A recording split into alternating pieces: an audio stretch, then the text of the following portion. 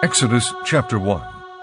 These are the names of the sons of Israel who went to Egypt with Jacob, each with his family: Reuben, Simeon, Levi, and Judah, Issachar, Zebulun, and Benjamin, Dan and Naphtali, Gad and Asher. The descendants of Jacob numbered 70 in all. Joseph was already in Egypt. Now Joseph and all his brothers and all that generation died. But the Israelites were fruitful and multiplied greatly, and became exceedingly numerous, so that the land was filled with them. Then a new king, who did not know about Joseph, came to power in Egypt. "Look," He said to his people, "the Israelites have become much too numerous for us. Come, we must deal shrewdly with them, or they will become even more numerous, and, if war breaks out, will join our enemies. Fight against us and leave the country." So they put slave masters over them to oppress them with forced labor, and they built Pithom and Ramses as store cities for Pharaoh. But the more they were oppressed, the more they multiplied and spread. So the Egyptians came to dread the Israelites and worked them ruthlessly. They made their lives bitter with hard labor in brick and mortar, and with all kinds of work in the fields. In all their hard labor the Egyptians used them ruthlessly. The king of Egypt said to the Hebrew midwives, whose names were Shiphrah and Puah, "When you help the Hebrew women in childbirth and observe them on the delivery stool, if it is a boy, kill him. But if it is a girl, let her live." The midwives, however, feared God, and did not do what the king of Egypt had told them to do. They let the boys live. Then the king of Egypt summoned the midwives and asked them, "Why have you done this? Why have you let the boys live?" The midwives answered Pharaoh, "Hebrew women are not like Egyptian women. They are vigorous and give birth before the midwives arrive." So God was kind to the midwives, and the people increased and became even more numerous. And because the midwives feared God, he gave them families of their own. Then Pharaoh gave this order to all his people: "Every boy that is born you must throw into the Nile, but let every girl live." Chapter 2. Now a man of the house of Levi married a Levite woman, and she became pregnant and gave birth to a son. When she saw that he was a fine child, she hid him for 3 months. But when she could hide him no longer, she got a papyrus basket for him and coated it with tar and pitch. Then she placed the child in it and put it among the reeds along the bank of the Nile. His sister stood at a distance to see what would happen to him. Then Pharaoh's daughter went down to the Nile to bathe, and her attendants were walking along the river bank. She saw the basket among the reeds and sent her slave girl to get it. She opened it and saw the baby. He was crying, and she felt sorry for him. "This is one of the Hebrew babies," she said. Then his sister asked Pharaoh's daughter, "Shall I go and get one of the Hebrew women to nurse the baby for you?" "Yes, go," she answered, and the girl went and got the baby's mother. Pharaoh's daughter said to her, "Take this baby and nurse him for me, and I will pay you." So the woman took the baby and nursed him. When the child grew older, she took him to Pharaoh's daughter, and he became her son. She named him Moses, saying, "I drew him out of the water." One day, after Moses had grown up, he went out to where his own people were and watched them at their hard labor. He saw an Egyptian beating a Hebrew, one of his own people. Glancing this way and that and seeing no one, he killed the Egyptian and hid him in the sand. The next day he went out and saw 2 Hebrews fighting. He asked the one in the wrong, "Why are you hitting your fellow Hebrew?" The man said, "Who made you ruler and judge over us? Are you thinking of killing me as you killed the Egyptian?" Then Moses was afraid and thought, "What I did must have become known."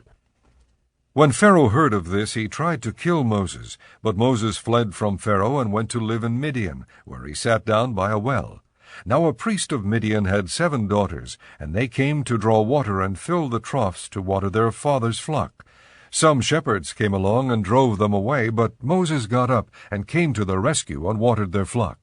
When the girls returned to Reuel their father, he asked them, "Why have you returned so early today?" They answered, "An Egyptian rescued us from the shepherds. He even drew water for us and watered the flock." "And where is he?" he asked his daughters. "Why did you leave him? Invite him to have something to eat."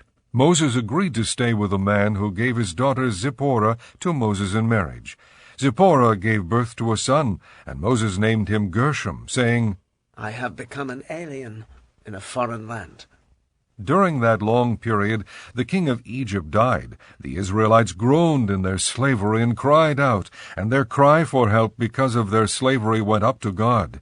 God heard their groaning, and he remembered his covenant with Abraham, with Isaac, and with Jacob. So God looked on the Israelites and was concerned about them.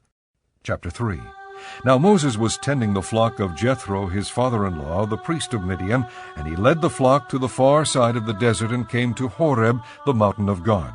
There the angel of the Lord appeared to him in flames of fire from within a bush. Moses saw that, though the bush was on fire, it did not burn up. So Moses thought, I will go over and see this strange sight, why the bush does not burn up. When the Lord saw that he had gone over to look, God called to him from within the bush, Moses, Moses. And Moses said, Here I am. Do not come any closer. God said, Take off your sandals, for the place where you are standing is holy ground. Then he said, I am the God of your father, the God of Abraham, the God of Isaac, and the God of Jacob. At this Moses hid his face, because he was afraid to look at God. The Lord said, I have indeed seen the misery of my people in Egypt. I have heard them crying out because of their slave drivers, and I am concerned about their suffering. So I have come down to rescue them from the hand of the Egyptians, and to bring them up out of that land into a good and spacious land, a land flowing with milk and honey, the home of the Canaanites, Hittites, Amorites, Perizzites, Hivites, and Jebusites. And now the cry of the Israelites has reached me, and I have seen the way the Egyptians are oppressing them. So now go. I am sending you to Pharaoh to bring my people, the Israelites, out of Egypt. But Moses said to God, Who am I, that I should go to Pharaoh and bring the Israelites out of Egypt? And God said, I will be with you, and this will be the sign to you that it is I who have sent you. When you have brought the people out of Egypt, you will worship God on this mountain. Moses said to God, Suppose I go to the Israelites and say to them, The God of your fathers has sent me to you. And they ask me, What is his name? Then what shall I tell them? God said to Moses, I am who I am. This is what you are to say to the Israelites. I am has sent me to you. God also said to Moses, Say to the Israelites, The Lord, the God of your fathers, the God of Abraham, the God of Isaac, and the God of Jacob, has sent me to you. This is my name forever, the name by which I am to be remembered from generation to generation.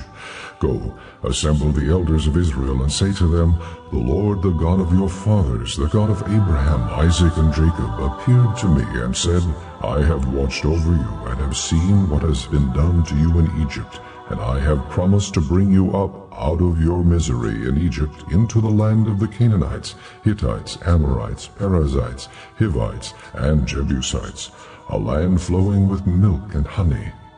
The elders of Israel will listen to you. Then you and the elders are to go to the king of Egypt and say to him, The Lord, the God of the Hebrews, has met with us. Let us take a 3-day journey into the desert to offer sacrifices to the Lord our God. But I know that the king of Egypt will not let you go unless a mighty hand compels him. So I will stretch out my hand and strike the Egyptians with all the wonders that I will perform among them. After that he will let you go. And I will make the Egyptians favorably disposed toward this people, so that when you leave you will not go empty-handed. Every woman is to ask her neighbor and any woman living in her house for articles of silver and gold, and for clothing, which you will put on your sons and daughters, and so you will plunder the Egyptians. Chapter 4. Moses answered, What if they do not believe me? Well, listen to me and say, The Lord did not appear to you. Then the Lord said to him, What is that in your hand? A staff. He replied. The Lord said, Throw it on the ground. Moses threw it on the ground, and it became a snake, and he ran from it. Then the Lord said to him, Reach out your hand and take it by the tail. So Moses reached out and took hold of the snake, and it turned back into a staff in his hand. This, said the Lord, is so that they may believe that the Lord, the God of their fathers, the God of Abraham, the God of Isaac, and the God of Jacob, has appeared to you. Then the Lord said, Put your hand inside your cloak. So Moses put his hand into his cloak, and when he took it out, it was leprous like snow. Now put it back into your cloak. He said. So Moses put his hand back into his cloak, and when he took it out, it was restored like the rest of his flesh. Then the Lord said, If they do not believe you or pay attention to the first miraculous sign, they may believe the second. But if they do not believe these two signs or listen to you, take some water from the Nile and pour it on the dry ground. The water you take from the river will become blood on the ground. Moses said to the Lord, O Lord, I have never been eloquent, neither in the past nor since you have spoken to your servant. I am slow of speech and tongue. The Lord said to him, Who gave man his mouth? Who makes him deaf or mute? Who gives him sight or makes him blind? Is it not I, the Lord? Now go, I will help you speak, and will teach you what to say. But Moses said, O Lord, please send someone else to do it. Then the Lord's anger burned against Moses, and he said, What about your brother Aaron, the Levite? I know he can speak well. He is already on his way to meet you, and his heart will be glad when he sees you. You shall speak to him and put words in his mouth. I will help both of you speak, and will teach you what to do. He will speak to the people for you, and it will be as if he were your mouth, and as if you were God to him. But take this staff in your hand, so you can perform miraculous signs with it. Then Moses went back to Jethro, his father-in-law, and said to him, Let me go back to my own people in Egypt, to see if any of them are still alive. Jethro said, Oh, and I wish you well. Now the Lord had said to Moses in Midian, Go back to Egypt, for all the men who wanted to kill you are dead. So Moses took his wife and sons, put them on a donkey, and started back to Egypt. And he took the staff of God in his hand. The Lord said to Moses, When you return to Egypt, see that you perform before Pharaoh all the wonders I have given you the power to do. But I will harden his heart, so that he will not let the people go. Then say to Pharaoh, This is what the Lord says, Israel is my firstborn son. And I told you, Let my son go, so he may worship me. But you refuse to let him go, so I will kill your firstborn son. At a lodging place on the way, the Lord met Moses and was about to kill him. But Zipporah took a flint knife, cut off her son's foreskin, and touched Moses' feet with it. Surely you are a bridegroom of blood to me, she said. So the Lord let him alone. At that time she said bridegroom of blood, referring to circumcision. The Lord said to Aaron, Go into the desert to meet Moses. So he met Moses at the mountain of God and kissed him. Then Moses told Aaron everything the Lord had sent him to say, and also about all the miraculous signs he had commanded him to perform. Moses and Aaron brought together all the elders of the Israelites, and Aaron told them everything the Lord had said to Moses. He also performed the signs before the people, and they believed. And when they heard that the Lord was concerned about them and had seen their misery, they bowed down and worshipped. Chapter 5. Afterward Moses and Aaron went to Pharaoh and said, This is what the Lord, the God of Israel, says. Let my people go, so that they may hold a festival to me in the desert. Pharaoh said, Who is the Lord, that I should obey him and let Israel go? I do not know the Lord, and I will not let Israel go. Then they said, The God of the Hebrews has met with us. Now let us take a 3-day journey into the desert to offer sacrifices to the Lord our God, or he may strike us with plagues or with the sword. But the king of Egypt said, Moses and Aaron, why are you taking the people away from their labor? Get back to your work. Then Pharaoh said, Look, the people of the land are now numerous, and you are stopping them from working. That same day Pharaoh gave this order to the slave drivers and foremen in charge of the people. You are no longer to supply the people with straw for making bricks. Let them go and gather their own straw, but require them to make the same number of bricks as before. Don't reduce the quota. They are lazy. That is why they are crying out, Let us go and sacrifice to our God. Make the work harder for the men so that they keep working and pay no attention to lies. Then the slave drivers and the foremen went out and said to the people, This is what Pharaoh says. I will not give you any more straw. Go and get your own straw wherever you can find it, but your work will not be reduced at all. So the people scattered all over Egypt to gather stubble to use for straw. The slave drivers kept pressing them, saying, Complete the work required of you for each day, just as when you had straw. The Israelite foremen appointed by Pharaoh's slave drivers were beaten and were asked, Why didn't you meet your quota of bricks yesterday or today as before? Then the Israelite foreman went and appealed to Pharaoh. Why have you treated your servants this way? Your servants are given no straw, yet we are told, make bricks. Your servants are being beaten, but the fault is with your own people.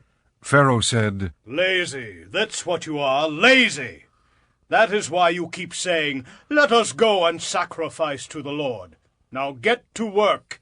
You will not be given any straw, yet you must produce your full quota of bricks. The Israelite foreman realized they were in trouble when they were told, you are not to reduce the number of bricks required of you for each day.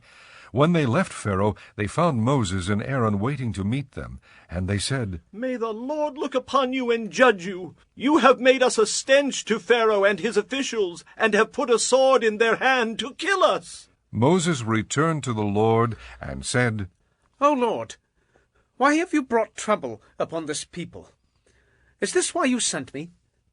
Ever since I went to Pharaoh to speak in your name, he has brought trouble upon this people, and you have not rescued your people at all. Chapter 6. Then the Lord said to Moses, Now you will see what I will do to Pharaoh. Because of my mighty hand he will let them go. Because of my mighty hand he will drive them out of his country. God also said to Moses, I am the Lord. I appeared to Abraham, to Isaac, and to Jacob as God Almighty. But by my name, the Lord, I did not make myself known to them.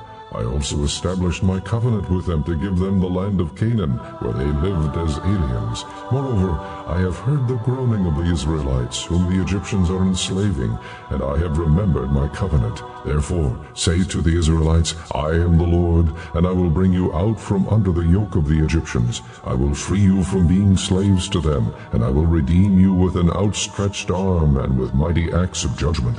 I will take you as my own people, and I will be your God. Then you will know that I am the Lord your God, who brought you out from under the yoke of the Egyptians, and I will bring you to the land I swore with uplifted hand to give to Abraham, to Isaac, and to Jacob. I will give it to you as a possession. I am the Lord. Moses reported this to the Israelites, but they did not listen to him because of their discouragement and cruel bondage. Then the Lord said to Moses, Go tell Pharaoh king of Egypt to let the Israelites go out of his country. But Moses said to the Lord, If the Israelites will not listen to me, why would Pharaoh listen to me, since I speak with faltering lips? Now the Lord spoke to Moses and Aaron about the Israelites and Pharaoh king of Egypt, and he commanded them to bring the Israelites out of Egypt. These were the heads of their families. The sons of Reuben, the firstborn son of Israel, were Hanok and Palu, Hezron and Carmi. These were the clans of Reuben. The sons of Simeon were Jemuel, Jamin, Ohad, Jachin, Zohar, and Shaul, the son of a Canaanite woman. These were the clans of Simeon. These were the names of the sons of Levi according to their records: Gershon, Kohath, and Merari. Levi lived 137 years. The sons of Gershon by clans were Libni and Shimei. The sons of Kohath were Amram, Izhar, Hebron, and Uzziel. Kohath lived 133 years. The sons of Merari were Mali and Mushi. These were the clans of Levi according to their records. Amram married his father's sister Jochebed, who bore him Aaron and Moses. Amram lived 137 years. The sons of Ishar were Korah, Nepheg, and Zikri. The sons of Uzziel were Mishael, Elzaphan, and Sithri. Aaron married Elisheba, daughter of Aminadab, and sister of Nahshon, and she bore him Nadab, and Abihu, Eleazar, and Ithamar. The sons of Korah were Asir, Elkanah, and Abiasaph. These were the Korahite clans. Eleazar, son of Aaron, married one of the daughters of Pitiel, and she bore him Phinehas. These were the heads of the Levite families clan by clan. It was this same Aaron and Moses to whom the Lord said, Bring the Israelites out of Egypt by their divisions. They were the ones who spoke to Pharaoh king of Egypt about bringing the Israelites out of Egypt. It was the same Moses and Aaron. Now when the Lord spoke to Moses in Egypt, he said to him, I am the Lord. Tell Pharaoh king of Egypt everything I tell you. But Moses said to the Lord, Since I speak with faltering lips, why would Pharaoh listen to me? Chapter 7. Then the Lord said to Moses, See, I have made you like God to Pharaoh, and your brother Aaron will be your prophet. You are to say everything I command you, and your brother Aaron is to tell Pharaoh to let the Israelites go out of his country. But I will harden Pharaoh's heart, and though I multiply my miraculous signs and wonders in Egypt, he will not listen to you. Then I will lay my hand on Egypt, and with mighty acts of judgment I will bring out my divisions, my people the Israelites, and the Egyptians will know that I am the Lord when I stretch out my hand against Egypt and bring the Israelites out of it. Moses and Aaron did just as the Lord commanded them. Moses was 80 years old, and Aaron 83 when they spoke to Pharaoh. The Lord said to Moses and Aaron, When Pharaoh says to you, Perform a miracle, then say to Aaron, Take your staff and throw it down before Pharaoh, and it will become a snake. So Moses and Aaron went to Pharaoh and did just as the Lord commanded. Aaron threw his staff down in front of Pharaoh and his officials, and it became a snake. Pharaoh then summoned wise men and sorcerers, and the Egyptian magicians also did the same things by their secret arts. Each one threw down his staff, and it became a snake. But Aaron's staff swallowed up their staffs. Yet Pharaoh's heart became hard, and he would not listen to them, just as the Lord had said. Then the Lord said to Moses, Pharaoh's heart is unyielding. He refuses to let the people go. Go to Pharaoh in the morning as he goes out to the water. Wait on the bank of the Nile to meet him, and take in your hand the staff that was changed into a snake. Then say to him, The Lord, the God of the Hebrews, has sent me to say to you, Let my people go, so that they may worship me in the desert. But until now you have not listened. This is what the Lord says. By this you will know that I am the Lord. With the staff that is in my hand I will strike the water of the Nile, and it will be changed into blood. The fish in the Nile will die, and the river will stink. The Egyptians will not be able to drink its water. The Lord said to Moses, Tell Aaron, Take your staff and stretch out your hand over the waters of Egypt, over the streams and canals, over the ponds and all the reservoirs, and they will turn to blood. Blood will be everywhere in Egypt, even in the wooden buckets and stone jars. Moses and Aaron did just as the Lord had commanded. He raised his staff in the presence of Pharaoh and his officials and struck the water of the Nile, and all the water was changed into blood. The fish in the Nile died, and the river smelled so bad that the Egyptians could not drink its water. Blood was everywhere in Egypt. But the Egyptian magicians did the same things by their secret arts, and Pharaoh's heart became hard. He would not listen to Moses and Aaron, just as the Lord had said. Instead, he turned and went into his palace, and did not take even this to heart. And all the Egyptians dug along the Nile to get drinking water, because they could not drink the water of the river. 7 days passed after the Lord struck the Nile. Chapter 8. Then the Lord said to Moses, Go to Pharaoh and say to him, This is what the Lord says, Let my people go, so that they may worship me. If you refuse to let them go, I will plague your whole country with frogs. The Nile will teem with frogs. They will come up into your palace and your bedroom and onto your bed, into the houses of your officials and on your people, and into your ovens and kneading troughs. The frogs will go up on you and your people and all your officials. Then the Lord said to Moses, Tell Aaron, Stretch out your hand with your staff over the streams and canals and ponds, and make frogs come up on the land of Egypt. So Aaron stretched out his hand over the waters of Egypt, and the frogs came up and covered the land. But the magicians did the same things by their secret arts. They also made frogs come up on the land of Egypt. Pharaoh summoned Moses and Aaron and said, Pray to the Lord to take the frogs away from me and my people, and I will let your people go to offer sacrifices to the Lord. Moses said to Pharaoh, I leave to you the honor of setting the time for me to pray for you and your officials and your people, that you and your houses may be rid of the frogs, except for those that remain in the Nile. Tomorrow, Pharaoh said. Moses replied, It will be as you say, so that you may know there is no one like the Lord our God. The frogs will leave you and your houses, your officials, and your people. They will remain only in the Nile. After Moses and Aaron left Pharaoh, Moses cried out to the Lord about the frogs he had brought on Pharaoh, and the Lord did what Moses asked. The frogs died in the houses, in the courtyards, and in the fields. They were piled into heaps, and the land reeked of them. But when Pharaoh saw that there was relief, he hardened his heart, and would not listen to Moses and Aaron, just as the Lord had said. Then the Lord said to Moses, Tell Aaron, Stretch out your staff and strike the dust of the ground, and throughout the land of Egypt the dust will become gnats. They did this, and when Aaron stretched out his hand with the staff and struck the dust of the ground, gnats came upon men and animals. All the dust throughout the land of Egypt became gnats. But when the magicians tried to produce gnats by their secret arts, they could not, and the gnats were on men and animals. The magicians said to Pharaoh, "This is the finger of God." But Pharaoh's heart was hard, and he would not listen, just as the Lord had said. Then the Lord said to Moses, Get up early in the morning and confront Pharaoh as he goes to the water, and say to him, This is what the Lord says, Let my people go, so that they may worship me. If you do not let my people go, I will send swarms of flies on you and your officials, on your people and into your houses. The houses of the Egyptians will be full of flies, and even the ground where they are. But on that day I will deal differently with the land of Goshen, where my people live. No swarms of flies will be there, so that you will know that I, the Lord, am in this land. I will make a distinction between my people and your people. This miraculous sign will occur tomorrow. And the Lord did this. Dense swarms of flies poured into Pharaoh's palace and into the houses of his officials, and throughout Egypt the land was ruined by the flies. Then Pharaoh summoned Moses and Aaron and said, Go, sacrifice to your God here in the land. But Moses said, That would not be right. The sacrifices we offer the Lord our God would be detestable to the Egyptians. And if we offer sacrifices that are detestable in their eyes, will they not stone us?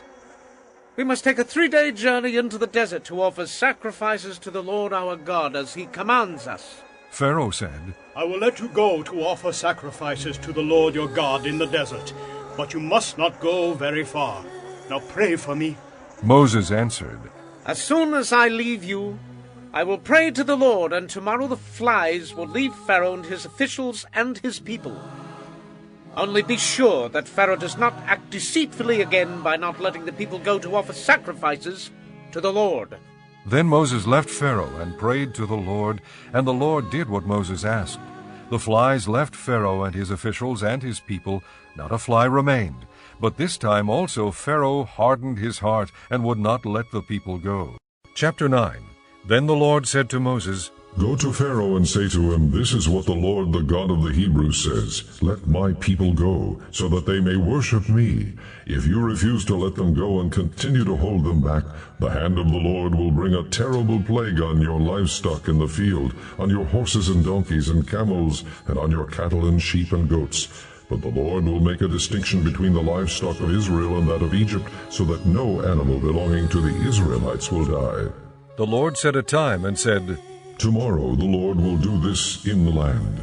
And the next day the Lord did it. All the livestock of the Egyptians died, but not one animal belonging to the Israelites died.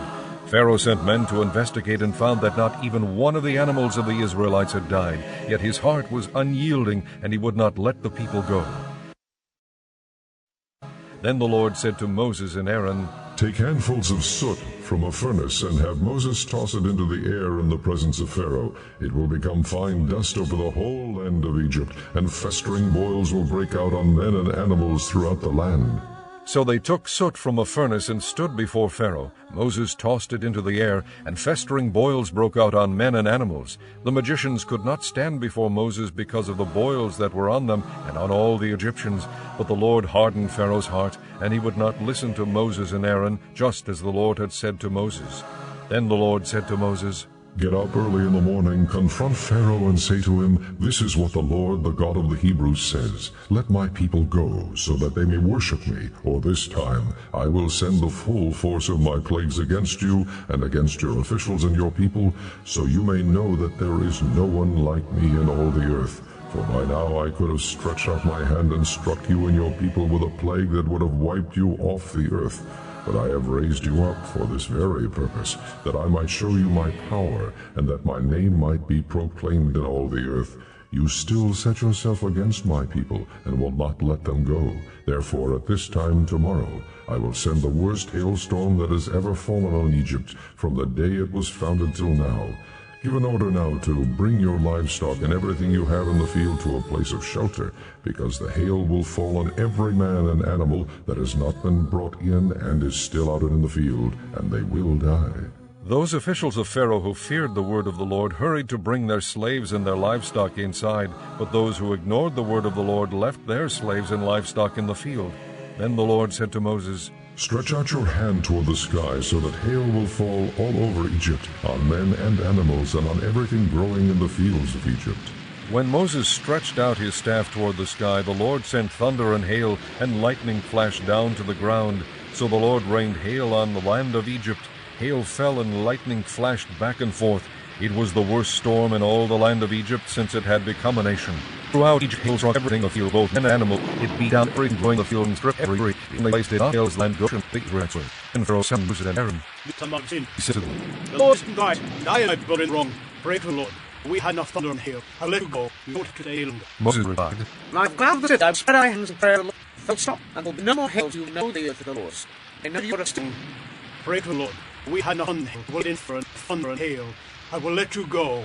You don't have to stay any longer. Moses replied, And I've gone out of my hands in prayer to the Lord. Chapter 10. Then the Lord said to Moses, Go to Pharaoh, for I have hardened his heart and the hearts of his officials, so that I may perform these miraculous signs of mine among them, that you may tell your children and grandchildren how I dealt harshly with the Egyptians, and how I performed my signs among them, and that you may know that I am the Lord. So Moses and Aaron went to Pharaoh and said to him, This is what the Lord, the God of the Hebrews, says.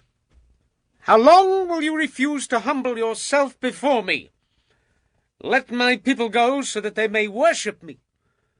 If you refuse to let them go, I will bring locusts into your country tomorrow. They will cover the face of the ground, so that it cannot be seen. They will devour what little you have left after the hail, including every tree that is growing in your fields. They will fill your houses and those of all your officials and all the Egyptians. Something neither your fathers nor your forefathers have ever seen from the day they settled in this land till now. Then Moses turned and left Pharaoh. Pharaoh's officials said to him, How long will this man be a snare to us? Let the people go so that they may worship the Lord their God. Do you not yet realize that Egypt is ruined? Then Moses and Aaron were brought back to Pharaoh. Go, worship the Lord your God. He said, But just who will be going? Moses answered, We will go with our young and old, with our sons and daughters, and with our flocks and herds, because we are to celebrate a festival to the Lord. Pharaoh said, The Lord be with you. If I let you go along with your women and children, clearly you are bent on evil. No, have only the men go and worship the Lord, since that's what you have been asking for. Then Moses and Aaron were driven out of Pharaoh's presence, and the Lord said to Moses, Stretch out your hand over Egypt, so that locusts will swarm over the land and devour everything growing in the fields, everything left by the hail. So Moses stretched out his staff over Egypt, and the Lord made an east wind blow across the land all that day and all that night. By morning the wind had brought the locusts. They invaded all Egypt and settled down in every area of the country in great numbers. Never before had there been such a plague of locusts, nor will there ever be again. They covered all the ground until it was black. They devoured all that was left after the hail, everything growing in the fields and the fruit on the trees. Nothing green remained on tree or plant in all the land of Egypt. Pharaoh quickly summoned Moses and Aaron and said, I have sinned against the Lord your God and against you. Now forgive my sin once more, and pray to the Lord your God to take this deadly plague away from me. Moses then left Pharaoh and prayed to the Lord, and the Lord changed the wind to a very strong west wind, which caught up the locusts and carried them into the Red Sea. Not a locust was left anywhere in Egypt, but the Lord hardened Pharaoh's heart, and he would not let the Israelites go. Then the Lord said to Moses, Stretch out your hand toward the sky, so that darkness will spread over Egypt, darkness that can be felt. So Moses stretched out his hand toward the sky, and total darkness covered all Egypt for 3 days. No one could see anyone else or leave his place for 3 days. Yet all the Israelites had light in the places where they lived. Then Pharaoh summoned Moses and said, Go, worship the Lord. Even your women and children may go with you. Only leave your flocks and herds behind. But Moses said, You must allow us to have sacrifices and burnt offerings to present to the Lord our God. Our livestock too must go with us, not a hoof is to be left behind. We have to use some of them in worshipping the Lord our God, and until we get there we will not know what we are to use to worship the Lord." But the Lord hardened Pharaoh's heart, and he was not willing to let them go. Pharaoh said to Moses, "Get out of my sight. Make sure you do not appear before me again. The day you see my face, you will die." "Just as you say," Moses replied. "I will never appear before you again." Chapter 11. Now the Lord had said to Moses, I will bring one more plague on Pharaoh and on Egypt. After that he will let you go from here, and when he does, he will drive you out completely. Tell the people that men and women alike are to ask their neighbors for articles of silver and gold. The Lord made the Egyptians favorably disposed toward the people, and Moses himself was highly regarded in Egypt by Pharaoh's officials and by the people. So Moses said, "This is what the Lord says. About midnight I will go throughout Egypt. Every firstborn son in Egypt will die. From the firstborn son of Pharaoh, who sits on the throne, to the firstborn son of the slave girl who was at her handmill, and all the firstborn of the cattle as well. There will be loud wailing throughout Egypt, worse than there has ever been or ever will be again. But among the Israelites not a dog will bark at any man or animal. Then you will know that the Lord makes a distinction between Egypt and Israel. All these officials of yours will come to me bowing down before me and saying, 'Go, you and all the people who follow you.' After that, I will leave." Then Moses, hot with anger, left Pharaoh. The Lord had said to Moses, Pharaoh will refuse to listen to you, so that my wonders may be multiplied in Egypt. Moses and Aaron performed all these wonders before Pharaoh, but the Lord hardened Pharaoh's heart, and he would not let the Israelites go out of his country. Chapter 12. The Lord said to Moses and Aaron in Egypt, This month is to be for you the first month of your year. Tell the whole community of Israel that on the 10th day of this month each man is to take a lamb for his family, one for each household. If any household is too small for a lamb, they must share one with their nearest neighbor, having taken into account the number of people there are. You are to determine the amount of lamb needed in accordance with what each person will eat.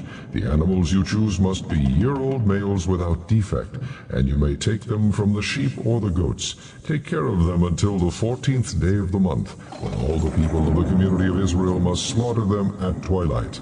Then they are to take some of the blood and put it on the sides and tops of the door frames of the houses where they eat the lambs.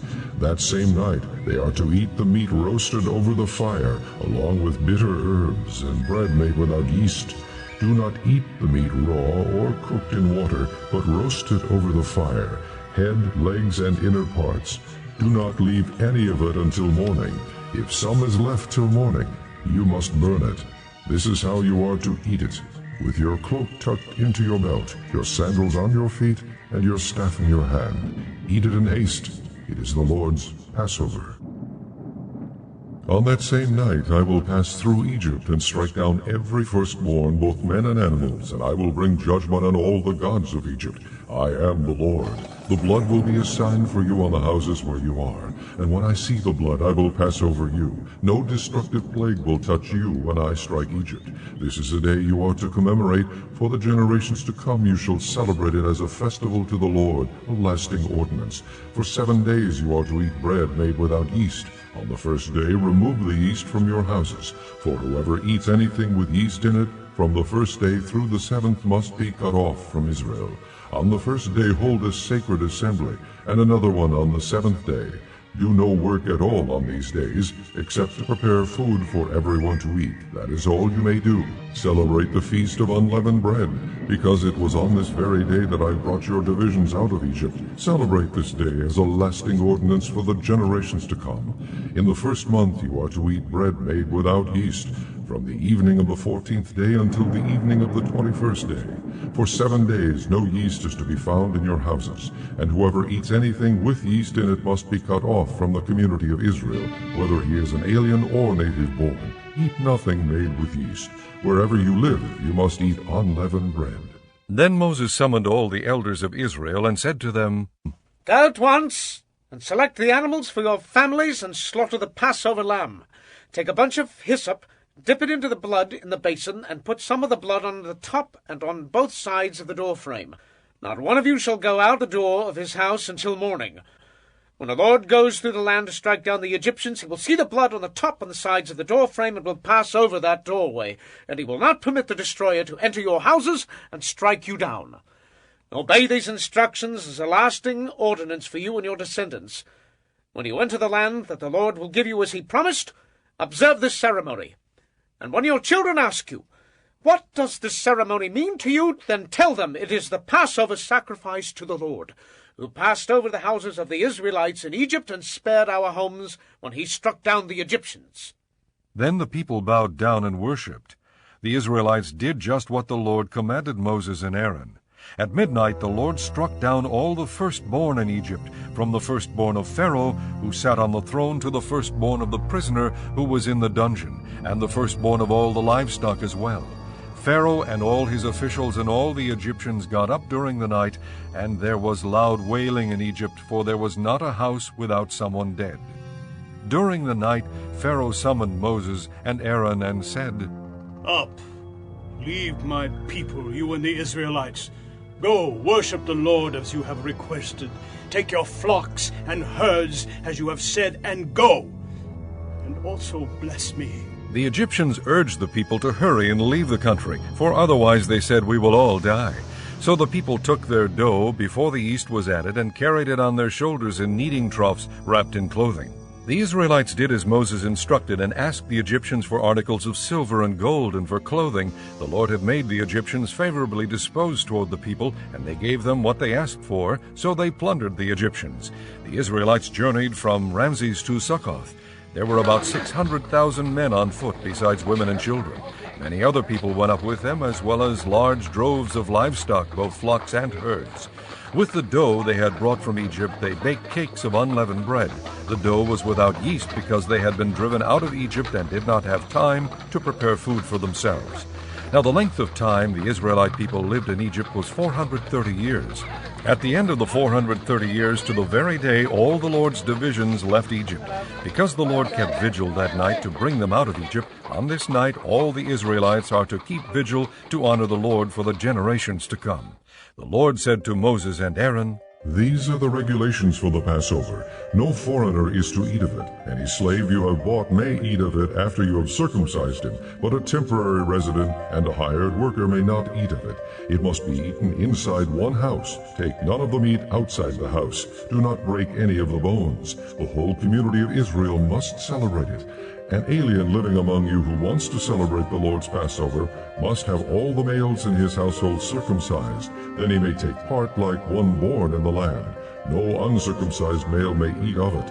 The same law applies to the native born and to the alien living among you. All the Israelites did just what the Lord had commanded Moses and Aaron, and on that very day the Lord brought the Israelites out of Egypt by their divisions. Chapter 13. The Lord said to Moses, Consecrate to me every firstborn male. The first offspring of every womb among the Israelites belongs to me, whether man or animal. Then Moses said to the people, Commemorate this day, the day you came out of Egypt, out of the land of slavery, because the Lord brought you out of it with a mighty hand. Eat nothing containing yeast. Today, in the month of Abib, you are leaving. When the Lord brings you into the land of the Canaanites, Hittites, Amorites, Hivites, and Jebusites, the land he swore to your forefathers to give you, a land flowing with milk and honey, you are to observe this ceremony in this month. For 7 days eat bread made without yeast, and on the seventh day hold a festival to the Lord. Eat unleavened bread during those 7 days. Nothing with yeast in it is to be seen among you, nor shall any yeast be seen anywhere within your borders. On that day tell your son, I do this because of what the Lord did for me when I came out of Egypt.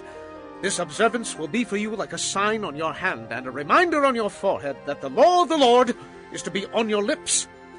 For the Lord brought you out of Egypt with his mighty hand. You must keep this ordinance at the appointed time, year after year. After the Lord brings you into the land of the Canaanites and gives it to you as he promised on oath to you and your forefathers, you are to give over to the Lord the first offspring of every womb. All the firstborn males of your livestock belong to the Lord. Redeem with a lamb every firstborn donkey, but if you do not redeem it, break its neck. Redeem every firstborn among your sons. In days to come, when your son asks you, what does this mean? Say to him, with a mighty hand, the Lord brought us out of Egypt, out of the land of slavery. When Pharaoh stubbornly refused to let us go, the Lord killed every firstborn in Egypt, both man and animal. This is why I sacrifice to the Lord the first male offspring of every womb, and redeem each of my firstborn sons. And it will be like a sign on your hand and a symbol on your forehead, that the Lord brought us out of Egypt with his mighty hand. When Pharaoh let the people go, God did not lead them on the road through the Philistine country, though that was shorter. For God said, If they face war, they might change their minds and return to Egypt. So God led the people around by the desert road toward the Red Sea. The Israelites went up out of Egypt armed for battle. Moses took the bones of Joseph with him, because Joseph had made the sons of Israel swear an oath. He had said, God will surely come to your aid, and then you must carry my bones up with you from this place. After leaving Succoth, they camped at Etham on the edge of the desert. By day the Lord went ahead of them in a pillar of cloud to guide them on their way, and by night in a pillar of fire to give them light, so that they could travel by day or night. Neither the pillar of cloud by day nor the pillar of fire by night left its place in front of the people. Chapter 14. Then the Lord said to Moses, Tell the Israelites to turn back and encamp near Pi-hahiroth, between Migdol and the sea.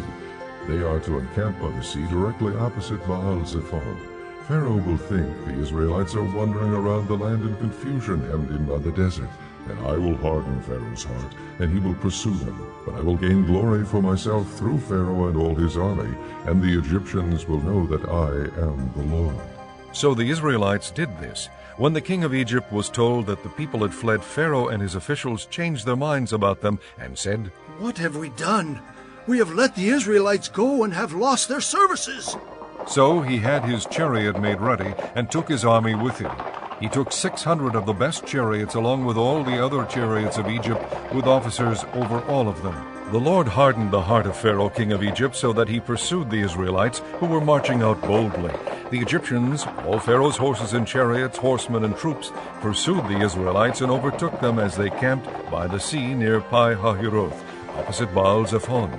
As Pharaoh approached, the Israelites looked up, and there were the Egyptians marching after them. They were terrified and cried out to the Lord. They said to Moses, Was it because there were no graves in Egypt that you brought us to the desert to die? What have you done to us by bringing us out of Egypt? Didn't we say to you in Egypt, Leave us alone, let us serve the Egyptians? It would have been better for us to serve the Egyptians than to die in the desert. Moses answered the people, Do not be afraid. Stand firm, and you will see the deliverance the Lord will bring you today. The Egyptians you see today you will never see again. The Lord will fight for you. You need only to be still. Then the Lord said to Moses, Why are you crying out to me?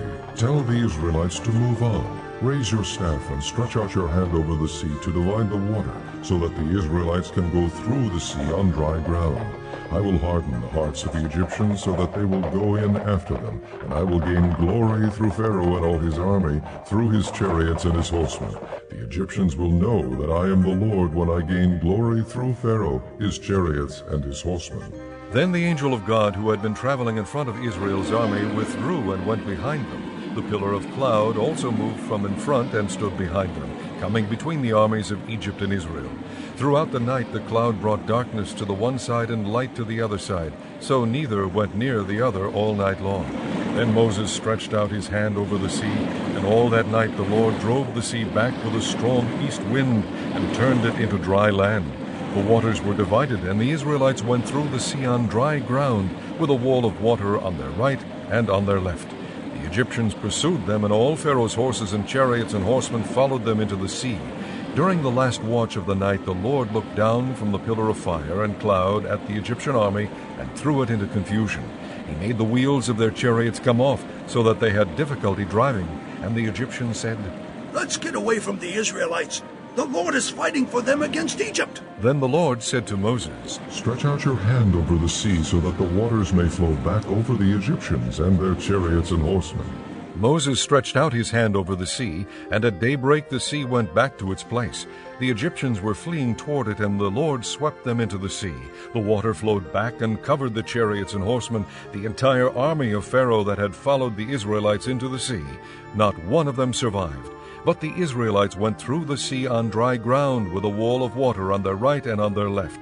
That day the Lord saved Israel from the hands of the Egyptians, and Israel saw the Egyptians lying dead on the shore. And when the Israelites saw the great power the Lord displayed against the Egyptians, the people feared the Lord and put their trust in him and in Moses his servant. Chapter 15. Then Moses and the Israelites sang this song to the Lord. I will sing to the Lord, for he is highly exalted. The horse and its rider he has hurled into the sea. The Lord is my strength and my song. He has become my salvation. He is my God, and I will praise him, my father's God, and I will exalt him. The Lord is a warrior, the Lord is his name. Pharaoh's chariots and his army he has hurled into the sea. The best of Pharaoh's officers are drowned in the Red Sea. The deep waters have covered them, they sank to the depths like a stone. Your right hand, O Lord, was majestic in power. Your right hand, O Lord, shattered the enemy. In the greatness of your majesty you threw down those who opposed you. You unleashed your burning anger. It consumed them like stubble. By the blast of your nostrils the waters piled up. The surging waters stood firm like a wall. The deep waters congealed in the heart of the sea. The enemy boasted, I will pursue, I will overtake them, I will divide the spoils, I will gorge myself on them, I will draw my sword, and my hand will destroy them. But you blew with your breath, and the sea covered them. They sank like lead in the mighty waters.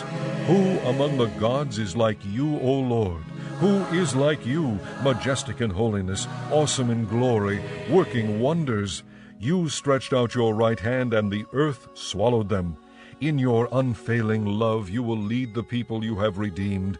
In your strength you will guide them to your holy dwelling. The nations will hear and tremble. Anguish will grip the people of Philistia. The chiefs of Edom will be terrified. The leaders of Moab will be seized with trembling. The people of Canaan will melt away. Terror and dread will fall upon them. By the power of your arm they will be as still as a stone, until your people pass by, O Lord, until the people you bought pass by. You will bring them in and plant them on the mountain of your inheritance, the place, O Lord, you made for your dwelling, the sanctuary, O Lord, your hands established. The Lord will reign forever and ever. When Pharaoh's horses, chariots, and horsemen went into the sea, the Lord brought the waters of the sea back over them, but the Israelites walked through the sea on dry ground. Then Miriam the prophetess, Aaron's sister, took a tambourine in her hand, and all the women followed her, with tambourines and dancing. Miriam sang to them, Sing to the Lord, for he is highly exalted. The horse and its rider he has hurled into the sea. Then Moses led Israel from the Red Sea, and they went into the desert of Shur. For 3 days they traveled in the desert without finding water. When they came to Marah, they could not drink its water because it was bitter. That is why the place is called Marah. So the people grumbled against Moses, saying, What are we to drink? Then Moses cried out to the Lord, and the Lord showed him a piece of wood. He threw it into the water, and the water became sweet. There the Lord made a decree and a law for them, and there he tested them. He said, If you listen carefully to the voice of the Lord your God and do what is right in his eyes, if you pay attention to his commands and keep all his decrees, I will not bring on you any of the diseases I brought on the Egyptians, for I am the Lord who heals you. Then they came to Elim, where there were 12 springs and 70 palm trees, and they camped there near the water. Chapter 16. The whole Israelite community set out from Elim and came to the desert of Sin, which is between Elim and Sinai, on the 15th day of the 2nd month after they had come out of Egypt. In the desert the whole community grumbled against Moses and Aaron. The Israelites said to them, If only we had died by the Lord's hand in Egypt. There we sat around pots of meat and ate all the food we wanted. But you have brought us out into this desert to starve this entire assembly to death. Then the Lord said to Moses, I will rain down bread from heaven for you. The people are to go out each day and gather enough for that day. In this way I will test them and see whether they will follow my instructions. On the 6th day they are to prepare what they bring in, and that is to be twice as much as they gather on the other days. So Moses and Aaron said to all the Israelites, In the evening you will know that it was the Lord who brought you out of Egypt. And in the morning you will see the glory of the Lord, because he has heard your grumbling against him. Who are we, that you should grumble against us? Moses also said, You will know that it was the Lord when he gives you meat to eat in the evening and all the bread you want in the morning, because he has heard your grumbling against him. Who are we? You are not grumbling against us, but against the Lord.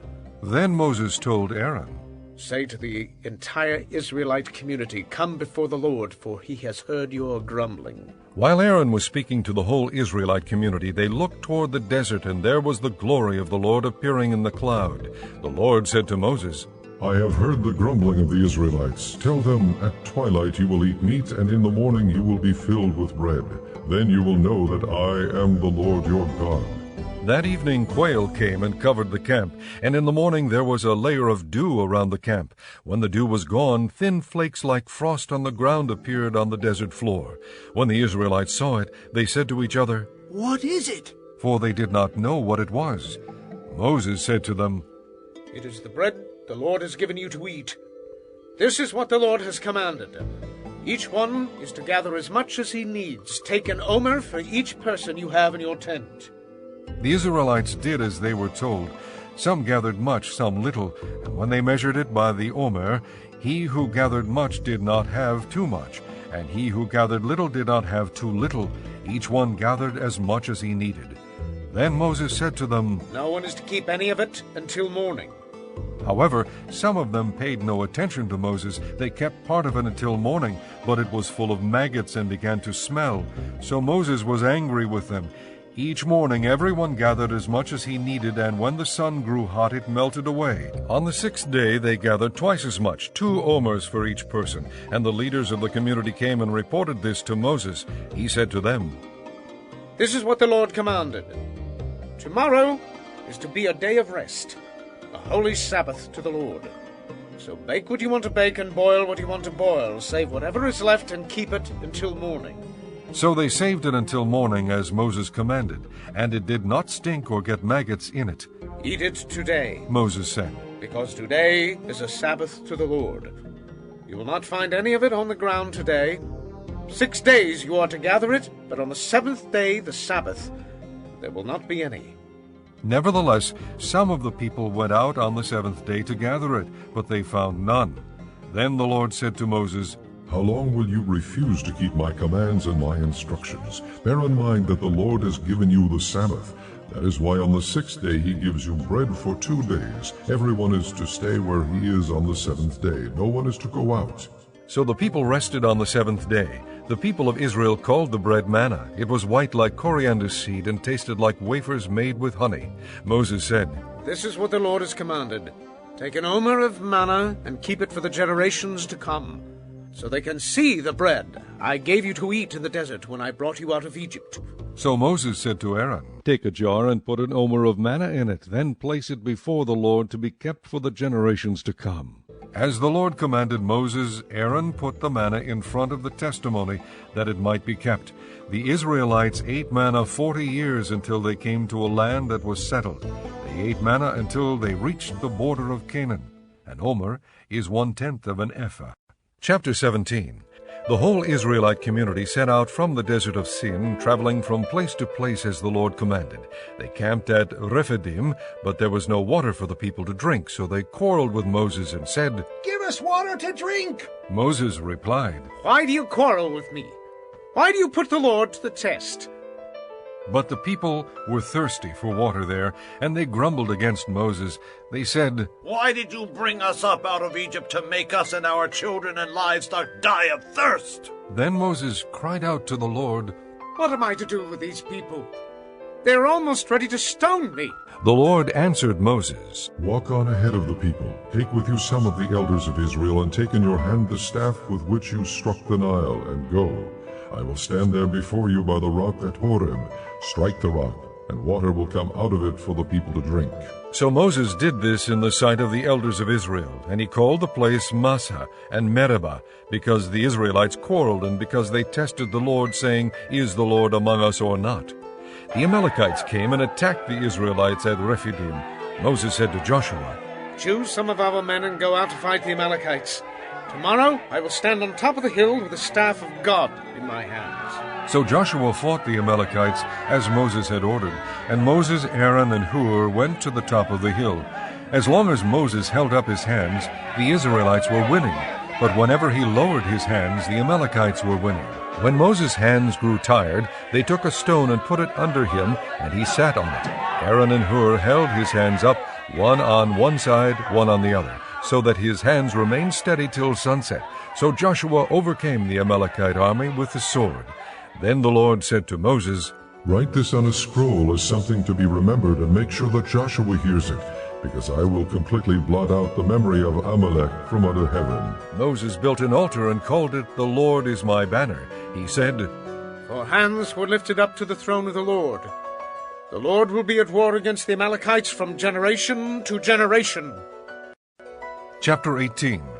Now Jethro, the priest of Midian and father-in-law of Moses, heard of everything God had done for Moses and for his people Israel, and how the Lord had brought Israel out of Egypt.